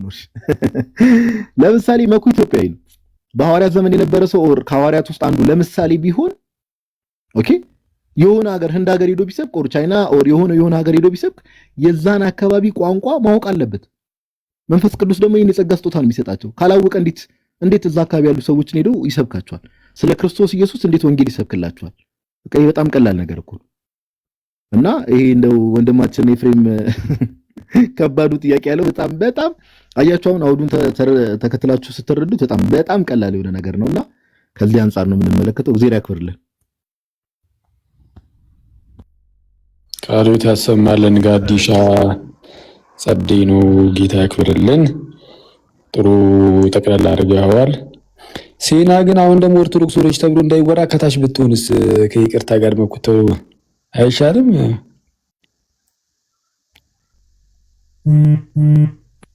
ወይስ ምን ችግር አለ? ኔትወርኳ አዛ ነው መሰለኝ፣ በጣም እያስቸገራችሁ። ኔትወርኳ ይላል እንዴ? ኧረ እኔ እሷን አይደለም አንተን ነው ያልኩ ወዳጅ ሆይ። ምን ፈልገህ አስገብታት ነው ባባ? ከይቅርታ ጋር አይ አለ ችግር የለውም ብትገባም፣ ግን አሁን ደግሞ መጣች እንዳይባላ በእውነት በጣም ደስ ይለናል። እኛ ኦርቶዶክስ አልሆነችም እስካሁን። እስቲ ኦርቶዶክስ ሆና ደግሞ ታዲያ ስንት ክርስቲያኖች እየጠየቁ ገዝተ ላይ እነሱን ትተህ ለምን እሷን አስገባ ነው የተባልከው ወዳጅ? መንገድ ላይ ነች ነው። የምን መንገድ ላይ ነው? ኧረ እባክህን፣ ኧረ እንደው አፍህን ዝጋ በቅዱስ ሚኪ። መንገድ ላይ ነች። አይ ሴናን አላወቃትም ማለት ነው። ይህችስ አይ ሴናይ ቶሎ ተሻገሪ መኪና እንዳይገጭሽ፣ መንገድ ላይ ናት ይለኛል። እንዳይገጭሽ አንዲ ይመስላል ሊትራሊ መንገድ ላይ ናት ያስብላል። ኧረ እጇ አንተ ከፊት ሆነ እጇን ይዛትና አስወጣት። አይ አቦካው በልቻው በቃ ሰላም ደሩ በል። ያንተ መሰረታዊ ችግርም ስራ አለብህ። ቆይ ስማ፣ ምንም ሲናሽ የማይዛት በጌታ ስም እንዲህ እየተወራ ቢያንስታችሁን አሰማም። ቴንክ ዩ እንዴ አሰማም። እሺ ቀና ልብ ያላቸው ማለት ሳይዳርቁ ምናምን አንድ ሁለት ፕሮቴስታንቶች ብንቀበላቸው ሊሆን ይሻላል። ይጠይቁና አንተ ጠይቁ አላልኩ? ይጠይቁና እሺ የተወሰነ መልሱላቸው።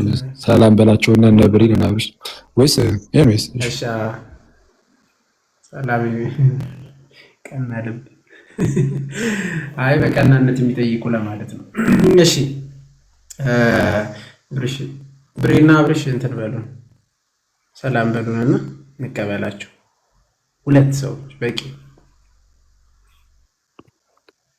መምህር እርሶ ይቅደሙ።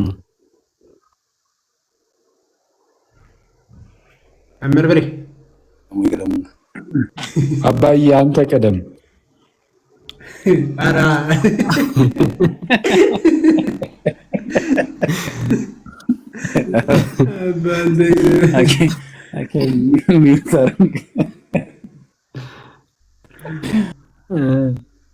ይቅደሙ መምህር።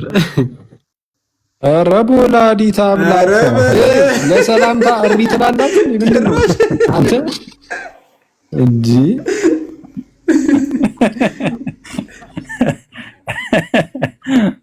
እሺ ያው ቀድሞ ስለገባ ብዬ ነው እንኳን ገስት ላይ ያላችሁ ጋዲ ንኩ አኬ አብርሽ እንዲሁም ደግሞ ከታች ያላችሁ ሁላችሁም እንዴት ቆያችሁ? እንዴት አላችሁ ብያለሁ። በያላችሁበት የምድር ዳርቻ እግዚአብሔር ሰላም ይብዛላችሁ። ሰላም ነው ሰዎች? ጋዲ እግዚአብሔር ይመስገን። ከበጀሙ ከብጅርቱ ጅርታ ነመጎ ጀረጀር ሮማንጂ አሁን ዛሬ ዘፈን ቅጥያ እየበዛ ነው። ጀረጀረ ስል ደግሞ ሌላ ዘፋኝ እንዳይቀጥሉ ወደሚቀጥለው እንሂድ ወዳጅ ቶሎ ቆባቲ ነመኮ ይተናለስ አረማኩ ፍታ አኬ እንዳይሰማ ደግሞ ምንድን ነው ያለው? ለብቻ ነመኮ ይላል እሱ ማለት ነው። ኦኬ አንተ ሰላም ነው? እንዴት ነህ? አሉልኝ ምስጋና አምላክ ብሬ ዳና እንዴት አለ? አለው ክብሩ ይሰሉ ሰላም አለን ይመስገን አምላክ። አካም አቡ ምን ነው ጋዲን እንደዛ ወርተን ጅራ ካሚቲና ካም ጎና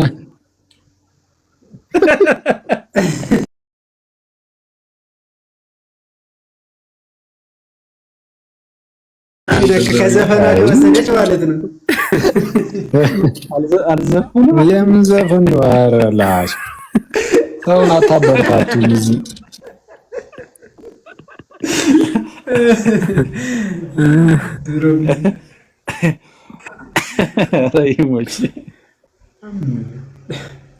አኬዋ እኔ አስተምራለሁ። አይዞህ ዝም በላቸው፣ እኔ አለሁልህ። እነሱ ኧረ ደስ ይለኛል። በእናትህ ምንም የሰው መላገጫ ወይም ማላገጫ ሆኜ ቀረሁኝ እኮ። ሰላም ብያለሁ ሁላችሁንም ጋይስ። መምህር ብሬ ይቅር በሉኝ እሺ። ቅድም ደውላለሁ ብዬ ትንሽ ቢዚ ሆኜ ደግሞ ረሳሁት። ኧረ ቀኑና የንሳ ነገር ይሰጣል። አዎ እንደዛ ይሻለኛል። በሉ ጋይስ ሂዱ፣ ቀጥሉ። ሰዓቱም እየሄደ ስለሆነ ተቀበሉ ሰው። እሺ እንኳን ደህና መጣችሁ ሁለታችሁም፣ ሰላም ብለናችኋል። እሺ ፕላንት ኦርቶዶክስ ነኝ። ለብሬ ደውዬለት ነበር አንድ ቀን። አዎ የሆነ የምፈልገው ለብሬ ደውዬለት ነበር። የሆነ ሀሳብ አለኝና ልትሰሙኝ ስለምፈልግ ነው። ከሽሬ እንዳስላሴ ነው። አሁን ሳይሆን በስልክ ደውዬለት ነበር። እሱም ወይ ለሱ ደውለት ወይም አኬ ስልክ ልጻፍልህና ደውልልኝ ለማለት ነው። ችግር የለውም። በቃ መምህር ብሬ አሉ። የመምህር ብሬ ስልክ ካለ የእሳቸውን እንትን በለና ደውልላቸው። በቃ በውስጥ እኔ ብዙ ሰው ጠይቄያለሁ። የሚሰማኝ ሰው ስላጣሁ ነው። አይሰሙኝም። ምንድነው? ጥያቄ ነው? ሀሳብ ነው። ጥያቄ አይደለም። ሀሳብ ያሰብኩት ምጽፈው ጽሁፍ አለና እሱም ስለሚጠቅም ለቤተክርስቲያናችን ስለሚጠቅም ነው ሀሳቡ። እሱም ደግሞ መስማት አለባችሁ። ዝም ብዬ እዛ ከተናገርኩት ላይቭ ላይ ከተናገርኩት ስህተት ከሆነ ልክ ስለማይመጣ ነው። እዛ መናገር ጥሩ ስላልሆነ ነው። አዎ እንትን ማድረጉ ይሻላል። ይሄ ላይቭ ላይ እንዳልኩ አንዳንድ ሀሳቦች ላይቭ ላይ የሚወራና የማይወሩ ሀሳቦች ስላሉ አንተ እንዳልከው ብሬ ጅርታ አለ ሰውየው ጋዲ እንዲና አድርጋ ወይ ለኔ በውስጥ ይጻፍልኝና ትንሽ ምናልባት በአማርኛም እንዲሁ እንትን ስለው በአማርኛም ትንሽ የሚከብደው ነገር ይመስለኛል። ሰው አጠገቤ አቁሜ የሚፈልገውን ሀሳብ ይንገረኝና እኔ ደግሞ ከናኬ ጋር ሆነን ወይ እንትን እንላቸዋለን። በቃ እንደዛ አድርግ። ፕላንት ጥግ ላይ ያለውን ዩዘርኔም እያየው ነው አይደል? አብርሃም የተዋህዶ ልጅ የሚለውን ዩዘርኔም በቃ እሱን ፎሎ አይሆን። እኔ አሁን ፎሎ አረጋለሁ። ፎሎ መልስና ኦኬ ፎሎ አርገኛል፣ ይሄው መልሻለሁ። በውስጥ ጻፍልኝ፣ እኔም ስልክን እንትን እላለሁ። ስልኬን እሰጥካለሁ፣ የምትፈልገውን ነገር ትነግረኛለህ። እሺ ሀሳቡ ግን ሁላችሁም ለነሱም ነገራቸው ሀሳቡ። እሺ እነግራቸዋለሁ እኮ ከነሱ ጋር እኮ አገናኝካለሁ፣ ችግር የለውም። ምናልባት እዚህ ላይቭ ላይ ማውራት የለብህም መሰለኝ እንደዚህ። ለዛ ነው በውስጥ እኮ የተባባል ነው አይደል? እሺ ወንድማችን በርታ ወንድማችን። እግዚአብሔር በነገር ሁሉ ከእናንተ ጋር ይሁን፣ ካንተ ጋር ይሁን። ቀጥላኪ ማይክሮን አርገናል። አሜን አሜን። አይ በቃ መኩቶ ምን ነው አንጨርስም? አይበቃንም ወንድሞች ናቶች። እንግዲህ ከገቡ ድንገት እንቀበላቸው ማለት ማረፍ ፈልገህ እኮ ነው ፕሮቴስት እኛ አንተ ነው የምትለኝ ወይ ታምር ምንድን ነው የምትለኝ? መዝሙር ምናምን እንሰማለን ጭፍራሽ ገና የዝማሬ አይላፋትን እያንዳንዱ ነው የምንዘምረው። አንተ ደግሞ ልምምድ አለ።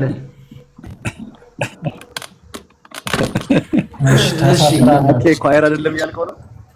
አኬ ኳየር አይደለም ያልክ ነው አንተ።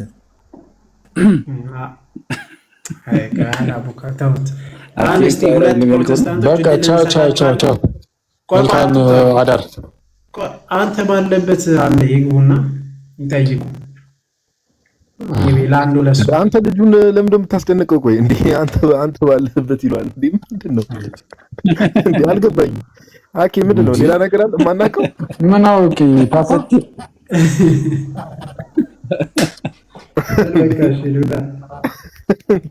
እንደ መጥፋት ስላበዛ እንዳይጠፋ ፈልጎ ነው። ቁጣውን አታሸማቁት። አይ መኩ ግን ይመስለኛል አኬ ኤቲሱ ልጅ እንዳይመጣ ብሎ መሰለኝ ሳስበው። ደፋሩ ከወጣው በኋላ እንዳይመጣ ካሁን በኋላ እኮ በሐሳብ አይደለም ልጁ የሚመጣ። ተው በኋላ እኮ በሐሳብ አይደለም ልጁ የሚመጣ። ተው እሺ እንቀጥል።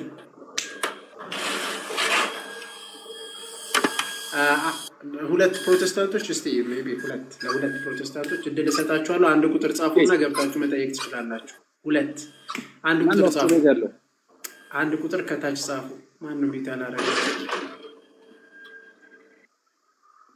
ኦኬ እሺ አይ እንትን ነው መሰለኝ ውሃ ምንድን ነው ፓምፕ።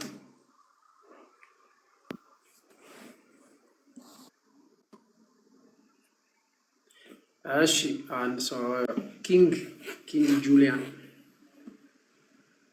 መኩዬ እንደምን ናችሁ? እግዚአብሔር ይመስገን። እንደምን አለ?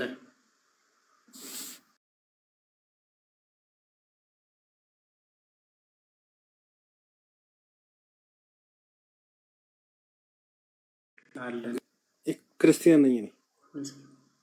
መኩዬ ብሎ እየጠራ ታዲያ ኦርቶዶክስ ነው የሚሆነው?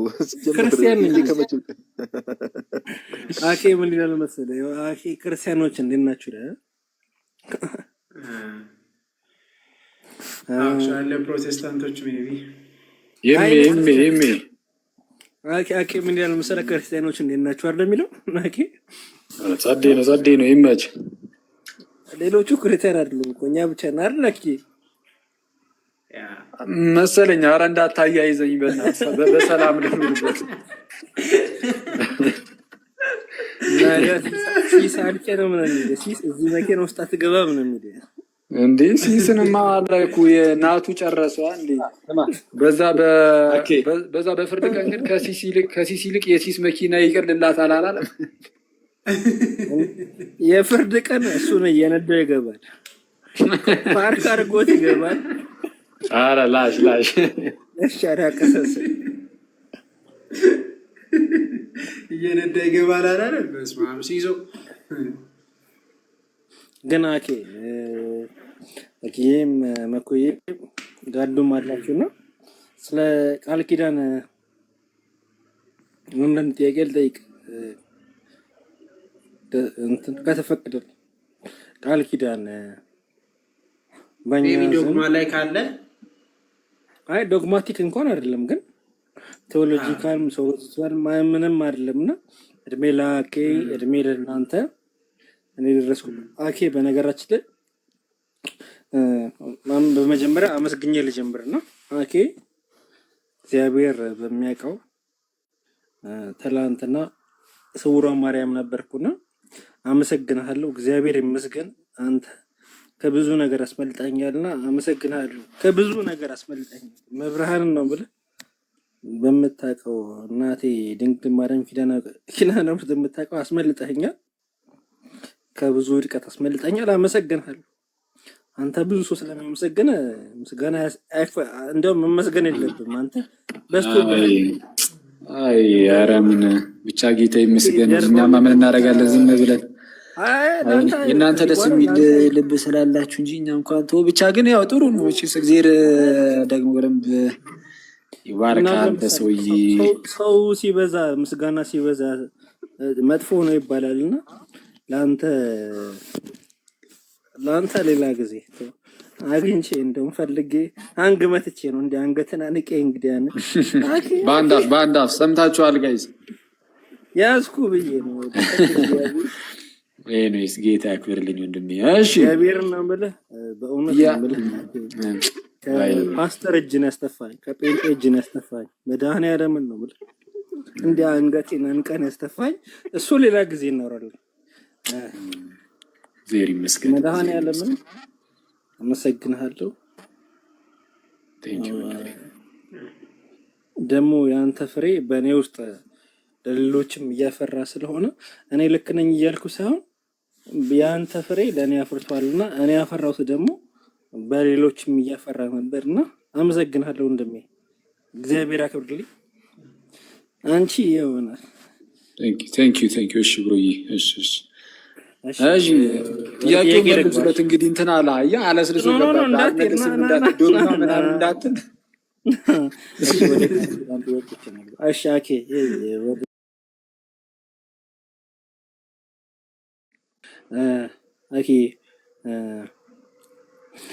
ወደ ተለያዩ ገዳሞች ቸርቾች ስንሄድ የምናያቸው ቃል ኪዳን ጥያቄዎች አሉ አይደል? እስቲ ትንሽ እነሱ ላይ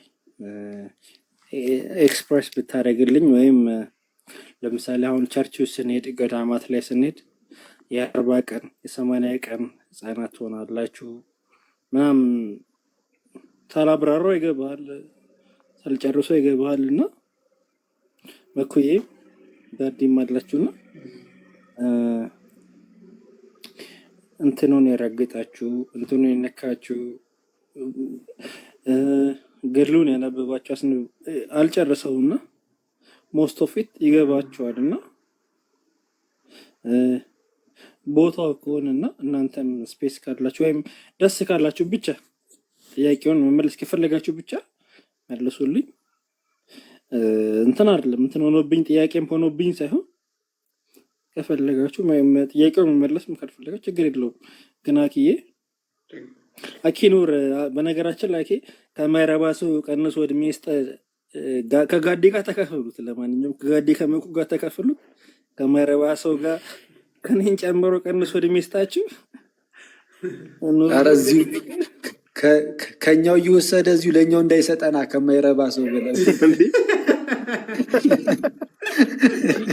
አሚን ግዳይ አሚን ከአኬ ላይ ቀነሱ ያልከው ፓርት ላይ እኔ አሚን ብያለሁ። ለማንኛውም ብቻ አሜን ትያለሽ አንተ ቤት እንዳየው ተው። እኔና አንቺ ተገናኝተናል። ሽሮ ቤቷን እዛች ሳሪስ እኔና አንቺ እርፍ የት አስጋለ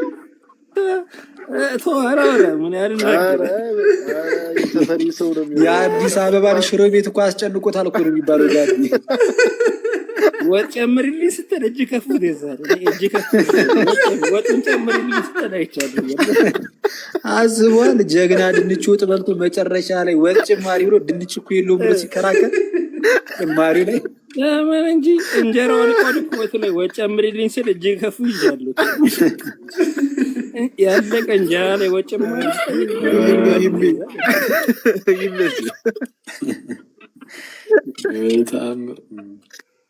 ዳዲ እጅ ከፉት ይዛልቱ ሴሌብሪቲዎች ተረፉ።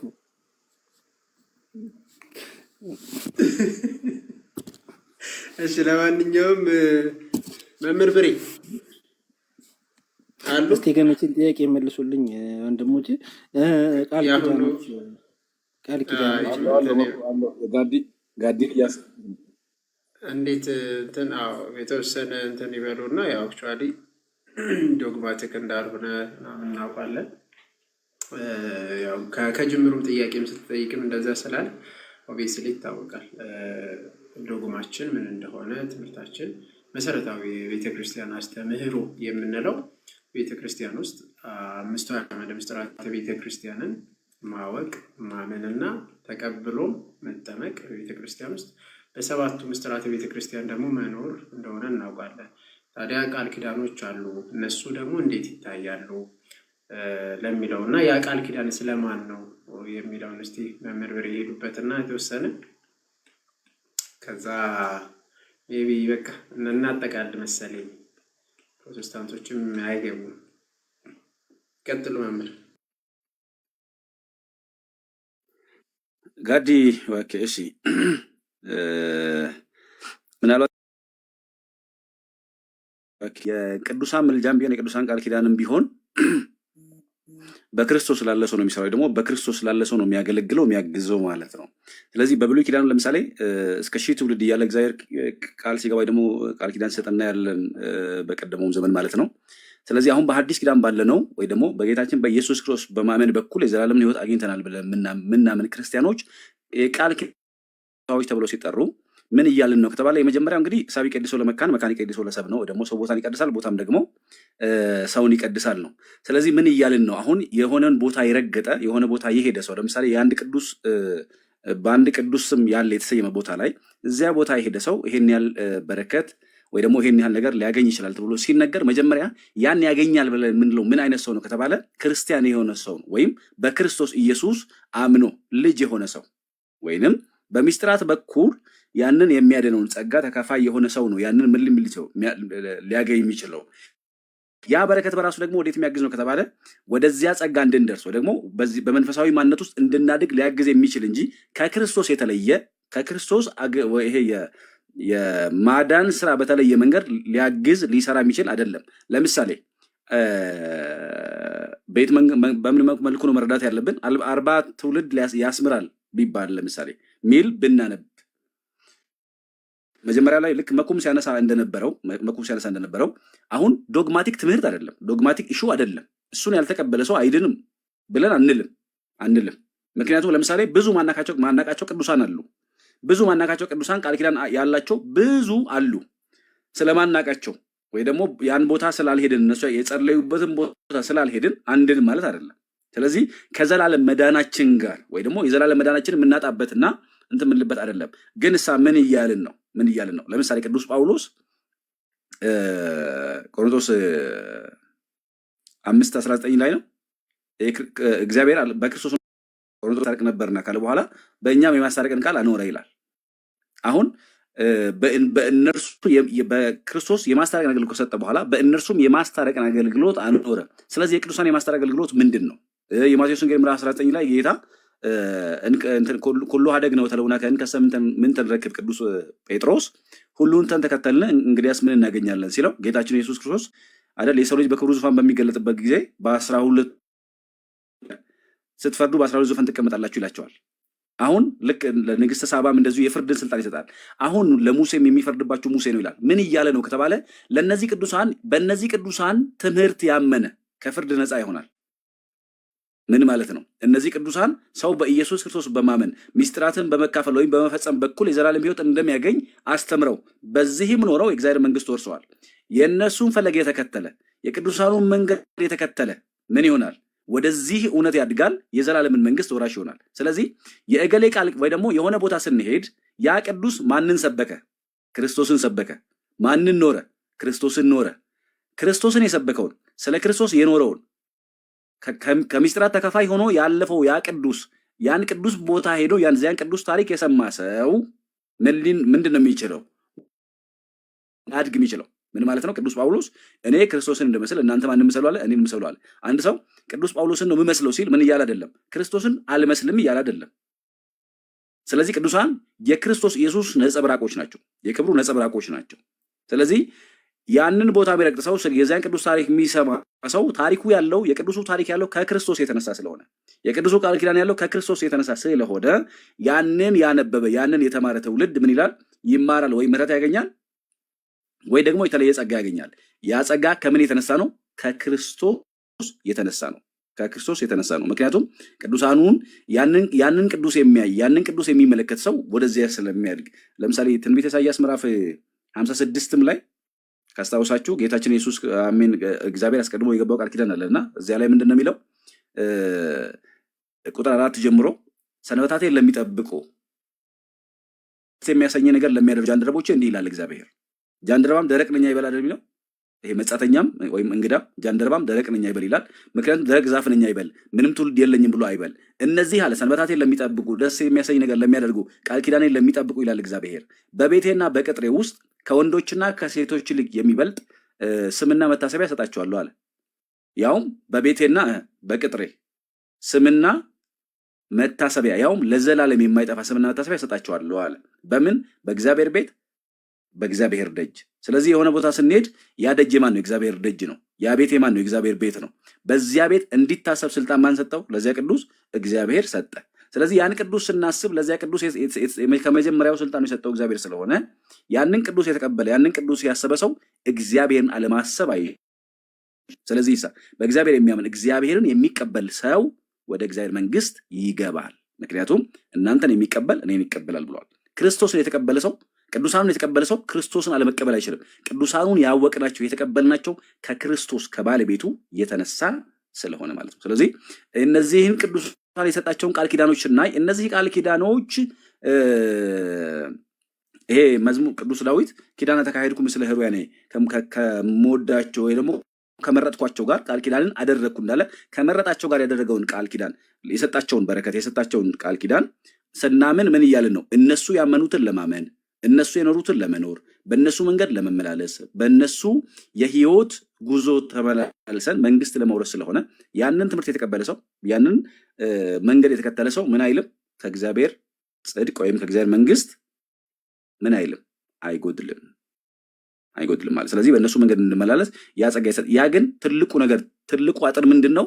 እግዚአብሔር ለቅዱሳኑ የሰጠውን ክብር ማሳያ እግዚአብሔር ቅዱሳኑን ምን ያህል እንዳከበራቸው ምን ያህል ጸጋ እንደሰጣቸው ማሳያም ጭምር ነውና ግን ሚስጥራት ሳይፈጽም በክርስቶስ ኢየሱስ ሳያምን በነገራችን ላይ ሰው በክርስቶስ ኢየሱስ ሳያምን ቅዱስ ሥጋውን ክቡር ደሙን ሳይቀበል ወይ ደግሞ ሚስጥረ ጥምቀትን ሳይፈጽም የትኛውንም እነዚህ ሚስጥራት ሳይቀበል ሳያደርግና ክርስቶስን ሳያምን የትም ቦታ ሰው ቢመላለስ ቢዞር አይድንም፣ የዘላለም ሕይወት አያገኝም።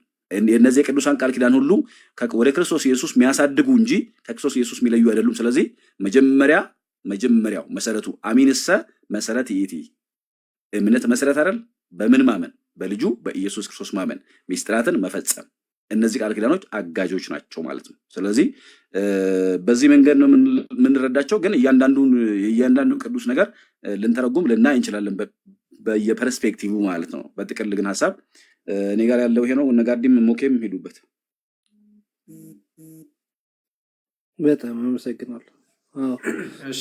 በክርስቶስ ስምና በክርስቶስ ደም ውጪ ምንድንበት ነገር የለም። እሱ ነው ዮሐንስ 6:3 ስጋዬን የበላ የዘላለም ሕይወት አለው አለ እንጂ ሌላው ምንም የለም ነው። ይሄን የጠየቁት ለምንድን ነው መሰለህ ሞኬ?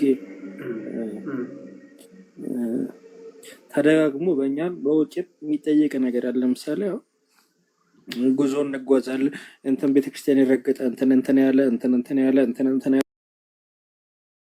ክርስቶስ ሥጋና ደም ውጪ ምንድንበት መንገድ ያለ ይመስል ሜቢ ከተረዳው በቃ ሁሉም በነገራችን ላይ የትኛውም የቅዱሳንም ቃል ኪዳኑም የትኛውም ጸሎታቸው ወዴት ማድረስ ነው? ወደ ክርስቶስ ሥጋውና ደሙ በዛ ህይወት ውስጥ እንድንመላለስ የሚያደርገ ነው። በዛ ውስጥ ማለትም እነሱ ምን መስሎ ነው የሄዱት? ክርስቶስን መስሎ ነው የሞቱትም ያረፉትም የሄዱትም ጻድቃን የምንላቸው ክርስቶስን የመምሰል ህይወት ውስጥ ነው። ስለዚህ በእነሱ በረከት ወይም ደግሞ ቃል ኪዳን እንበል ወይም በረከትም እንበል በየትኛው ቢሆን መዳረሻው መጨረሻው ማጋ ነው ከተባለ ክርስቶስ ጋር በሥጋውና በደሙ መታተማችን በቃ አዘይን በዛ መዳናችን ነው። ሁሉ ወደዛ የሚመራን ነው እንጂ እንዲያው የቅዱሳን ቃል ኪዳን ለብቻው ለራሱ ቆሞ እንደዚህ ያደርጋል ወይ ያድናል ምናምን በፍጹም። ያውም ደግሞ ይሄም ራሱ የተሰጠው ለማን ነው ከተባለ ኪንግ ለክርስቲያኖች ነው፣ ላመኑት ለቤተ ክርስቲያን ውስጥ ላሉት ነው። ያ ማለት በሥጋውና በደሙ አዘይን እንዲጸኑ አንድ ሰው ከሥጋውና ደሙን ሲቀበል ንጹህ ነው የሚሆነው። ንጹህ እንደ 40 እና 80 ተብሎ ሲገለጥ በነገራችን ላይ በ40 እና በ80 አይደል ሕፃን የሚጠመቀው ንጹሃን ናቸው። በቃ ንጹህ ነው የሚሆነው። ልክ እንደዛው የጌታ የኢየሱስ ክርስቶስ ደም ከኃጢአት ሁሉ ያነጻል እንዳለ ቅዱስ ዮሐንስ አዘኢንድ በእነዚህ በቅዱሳን በረከት ታግዘን በጸሎታቸው ታግዘን ተረድተን ምን እናገኛለን ማለት ነው? የጌታ ሥጋና ደምን ተቀብለን ንጹህ እንሆናለን። ዕለት ዕለት ብንወድቅም እንነሳለን በሚለው ነው። አንድ ሰው አትልፋ ምናምን ይለኛል። አልገባኝ መስሎት ነው መሰለኝ። ቅዱሳን ቃል ኪዳን አንዴ ልንገር፣ የቅዱሳን ቃል ኪዳን እኔን ያግዙኛል እንጂ ክርስቶስ ደም ውጭ አልድንም። ወንድም ያትልፈ የቅዱሳን ቃል ኪዳን እኔን ደካማውን እነሱ ክርስቶስ የተቀበሉትን እኔ ደካማውን ስጋና ደሙን እንድቀበል የሚያድነኝን ስጋና ደሙን የክርስቶስ ስጋን የክርስቶስ ደሙን የዘላለም ሕይወት የሚሰጠኝን ያግዙኛል እንጂ ቅዱሳን ቃል ኪዳን ቅድስት ድንግል ማርያም አታድነኝም። እኔ የሚያድነኝ የሞተልኝ በቀራንዮ መስቀል የሞተልኝ ክርስቶስ ብቻ ነው። ማንም ቅዱስ ማንም የሚያድነኝ የለም። እሱ ብቻ ክርስቶስ በቀራንዮ መስቀል የሞተልኝ እሱ ነው ያዳነኝ። ለእኔ ብሎ ስጋውን ለእኔ ብሎ ደሙን የከፈለልኝ እሱ ብቻ ነው የሚያድነኝ። ያልገባ ታግ እያረከኝ የምታውቀውን እኔ ኦርቶዶክስ ነኝ። የምድነው የዳንኩትም በክርስቶስ ነው። እድናለሁ፣ የዳንኩም ሄዳለሁ። ቀን በቀን ደግሞ በሱ እድናለሁ። በወድቅም እነሳለሁ፣ እየወደኩም እነሳለሁ። ስጋው ደሙ ለእኔ የተከፈለው። ካልገባህ ደግሞ ና ቤተክርስቲያን ጠይቅ ወንድሜ። ታግ አታድርገኝ። ሶሪ መኩ ቀጥይ። ቃሉት ያሰማልን። አዘይንድ በነገራችን ላይ ቅዱሳን መላእክትም ጭምር መዳንን እንወርስ ዘንድ የሚያግዙ የሚላኩ መላእክት መናፍስት ናቸው። ይህ ተቀምጧል በመጽሐፍ ቅዱስ ላይ ቃል በቃል ማለት ነው። ጸሎታችን የሚያሳርጉልንም እብን ቅዱሳን መላእክት ተብሎ ተገልጿል። ቅዱሳን መላእክት በራእይ ዮሐንስ ምዕራፍ 8 ቁጥር 3 ላይ እናገኛለን። እንዲሁም ዕብራውያን ምዕራፍ 1 ቁጥር 14 ጀምረን ስናነብን የመዳናችን ውስጥ በጣም እንደሚያግዙን እንደሚረዱን መዳናችን እንደምንፈጽምበት ቃል በቃል ተቀምጧል። ያግዙናል፣ ይረዱናል። ይህን እናምናለን። በዚህ ውስጥ ደግሞ ቅዱሳን ደማቸውን ስለ ክርስቶስ ደማቸው ያፈሰሱት ደግሞ ጸሎታቸው፣ ልመናቸው ሁል ጊዜ ይረዳል።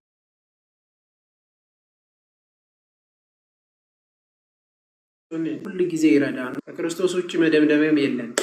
እነሱም ማዕከላቸውም ቅዱሳን የምንላቸው መላእክትንም የትኛውም ማዕከላቸው ማን ነው ከተባለ ክርስቶስ። ከክርስቶስ ውጭ ቅዱሳንም የሉ፣ ከክርስቶስ ውጭ መላእክትም የሉ። በክርስቶስ ነው የተፈጠሩት መላእክት ራሳቸው ሁሉም ማለት ነው። ስለዚህ ማዕከሉ ማን ነው ማለት ነው? ክርስቶስ። ቅዱሳን ሁሉ ግን ስለ መዳናችን ይተጋሉ፣ እንድንድን ያግዙናል፣ ይረዱናል። መዳናችን ደግሞ እንድንፈጽም ይረዱናል፣ ያግዙናል። ቃል ኪዳናቸው ይረዳናል አሁንም ቢሆን ማለት ነው። እና እንደዛ ነው የምንረዳው። እንግዲህ ጋዲ ጨምር ነገር ካለ ጨምርና በዚህ ቢበቃ ተብሏል። በእርግጥ ትላልቅ መምህራንም ጭምር እነ ዲያቆን ብርሃኑ አድማሱ፣ እነ ዲያቆን ያረጋል አበጋዝ እና አባ ገብረ ኪዳን ጭምር ሁላ ነሳ ሳትገባ እንደው የሆነ ገዳም ሄደህ ስለረገጥክ ኃጢአት ስርየት ታገኛለሁ ኦር ለኃጢአቴ ስርየት ታገኛለሁ ያልክ እንትን የምትል ከሆነ የመጃጃል ነው ብለው ሁላ በግልጽ ተናግሯል። በቃ ሰው እንደተባለው የቅዱሳኑ ቃል ኪዳን ለምሳሌ ሰዎች ቦታውን ሲረግጡ የስጋ ፈውስ ሊያገኙ ይችላሉ፣ ያገኛሉ። ከቅዱሳኑ በረከት ተሳታፊ ይሆናሉ። በዋናነት ግን ወደ ንስሐ እዛ ቦታ ላይ የሚሄዱ ሰዎች ወደ ንስሐ እንዲቀርቡ ከእግዚአብሔር ርቀው የነበሩ ሰዎች ከሆኑ ደግሞ በነዛ ቅዱሳን ምልጃ፣ በቅዱሳኑ ቃል ኪዳን ማለት በእነርሱ ምልጃ ወደ ንስሐ እንዲቀርቡ ወደ እግዚአብሔር እንዲመለሱ ነው። በቃ ዋናው ነገር ይሄ ነው። መረሳት የሌለበት ነገር ይሄ ነው እንጂ ሰው እንደው ንስሐ ሳይገባ ከቅዱስ ቁርባን ሳይካፈል እንደው ዝም ብሎ እዚህ ገዳም ስለረገጥኩ ያለ ሁሌ ገዳም ቢዞር ይሄ እንደው መቀለድ ነው የሚሆነው። መቀለድ እና የሚሆነው የቤተክርስቲያን ተዋንም ትምህርት ያላገናዘበ ነው የሚሆነው እና እግዚአብሔር ደግሞ እንደው ልብን የሚያይም አምላክ ነውና ከእግዚአብሔር ጋር እንደው ትዝብት ውስጥ እንዳንገባ ጥንቃቄ ይፈልጋል እና ትላልቅ የሚባሉ የቤተክርስቲያን መምህራን ብዙ ጊዜ ተጠይቀው ብዙ ጊዜ መልስ የሰጡበት ጉዳይ ስለሆነ አሁን ቅርብ ሰሞኑን ራሱ within the last 2 days የዲያቆን ብርሃኑ አድማሱን እየተመለከትኩ ነበረ። መልስ የሰጡበት መኩ እሱ ቪዲዮ አይተው ከሆነ ዲያቆን ብርሃኑ አድማሱ በግልጽ አስቀምጦታል። በቃ ይሄ ግልጽ መለየትም ያስፈልጋል። ሲጀመር የክርስቶስ ኢየሱስ ማዳንና ቅዱሳን በምልጃቸው ሰዎችን ያግዛሉ፣ ቃል ኪዳናቸው ያግዛል፣ ሰዎችን ይረዳሉ፣ ያግዛሉ የሚለውን ነገር መለየት ያስፈልጋል። መለየት ሲባል እንደው ከቤተክርስቲያን ውጭ ያሉ ሰዎች ብዙ ጊዜ ችግራቸው ምንድነው? ኤቢሲዲ ብለን ኤ የክርስቶስ ኢየሱስ ደም፣ ቢ የቅዱሳኑ ምልጃ፣ ሲ እንደዛ እያለ የሆነ ኦፕሽን የምናስቀምጥ አይደለም። ባይዘው ኦፕሽን አይደለም። ሁሉ ነገር ወደ ቀድመኩ ቅድም እንዳለ ወደ ፍጻሜ የሚመጣውም ሁሉ ነገር ራሱ አክቲቭ የሚሆነው የቅዱሳኑ ምልጃ ራሱ አክቲቭ የሚሆነው በክርስቶስ ኢየሱስ ደም ነው። በእርሱ ቤዛነት ነው አክቲቭ ራሱ የሚሆነው ባደረገው የቤዛነት ስራ ነውና ይሄን ለይቶ ማወቅ ያስፈልጋል። ነገር ግን ሁሌም ክርስቲያን ከሆንን መርሳት የሌለብን አንድ ነገር ጋይስ ምንድነው? ሐዋርያ ቅዱስ ጳውሎስ በፊልጵስዩስ መልእክቱ ምዕራፍ 2 ቁጥር 12 ላይ የተናገረው ነገር ሁሉ በልባችን መያዝ አለብን። ኦኬ እኔ ከእናንተ ከራኩ በኋላ መዳናችሁን በፍርሃትና በመንቀጥቀጥ ፈጽሙ። በቃ በቤተክርስቲያን መተን ተጠምቀናል፣ የእግዚአብሔር ልጆች ሆነናል። መዳናችንን ግን በፍርሃትና በመንቀጥቀጥ መፈጸም አለብን። ንስሐ እየገባን ቅዱስ ቁርባን ከቅዱስ ሚስጥር እየተካፈልን ወደ እግዚአብሔር እየቀረብን በዚህ መልኩ ነው ክርስቶስን ወደ መምሰል ህይወት ማደግ ያለብን። ኦኬ ቅዱሳኑ ደግሞ የቤተክርስቲያን ህብረት ውስጥ ስላሉ እመቤታችንን ጨምሮ ቅዱሳን መላእክቱን ኦኬ ድነታችንን እንድንፈጽምና ያ ፋይናል ሳልቬሽን አቴን እንድናደርግ ያግዙናል፣ ይረዱናልና ይሄ ነው የክርስትናው ትምህርት። ከዚህ አንፃር ነገሮችን መረዳት ያስፈልጋል። መኩ ቃሎት ያሰማልን፣ ጋዲ ቃሎት ያሰማልን። ኪንግም ብሬም እግዚአብሔር ያክብርልን። እንግዲህ እራት አልበላውም 40 ደቂቃ ነው የቀረ ራሱ አልበላውም ሊሄድብኝ ነው። ያው አንዳንዴ የጉዞ አዘጋጆችንም እንትን ማስታወቂያዎች ትንሽ ያስጨንቃሉና ያው የነሱንም ነገር ታሳቢ ያደረገ አየር ዘጋን መሰለኝ። እንደዚህ ከቤክሰን ሐሳቤ ውጪ አይደል? አይ ጥያቄ ግን መጻጉ ለምን ተመታኛለህ? መጻጉ ለምን ተመታኛለህ? መጻጉ መኩ ግን ሰምታ አንደርስታንድ አድርጋል። ኧረ ገብቶናል። መጻጉ ነው ያልኩት። መቆረ መኩ አልተኮ ብሬ ሐሳብ አለሽ? ቀጥል በቃ። ለማንኛውም መኩ ግን እንትን በገና ይገባኛል አይገባኝም? ጥሙሬ በገና ይገባል። አይ ጥሙሬ ከተነጀቹ ቃል ሰላም ደሩ በቃ እናንተ ሰዎች የነገ ሰው ይበላል። መኩ ምራት ብላ በቃ ብሬ በቃ ቡልቡላ ኪንግ መጣለሁ። ቡልቡላ እንዲህ ብለን እንዴ እኔ ሲኦ መጣላለሁ። ስልክ ቁጥር አለኝ ይወጣሉ። እንዲህ ባንዳፍ ያው ሪከርድ አድርጉልኝ። ያው አንድ ሁለት በገና ገዝተህ ትመለሳለህ። ምን ችግር አለ? አንድ ከመረክልኝ ይወጣል። አንዱን ይመረቃለህ። ቴንክ ዩ መኩዬ ወንድሜ። ወንድሜ እግዚአብሔር ያክብርልን። እሺ ሰላም ደር። እሺ ቴንክ ዩ ሰላም ደር።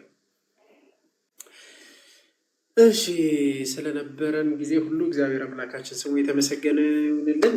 የነበራችሁ መጀመሪያ ላይ ያው ርዕሳችን ለቅዱሳን ለሞቱ ሰዎች መጸለይ ይቻላል አይቻልም፣ መጽሐፍ ቅዱሳዊ ነገሮችን አንስተን አይተናል።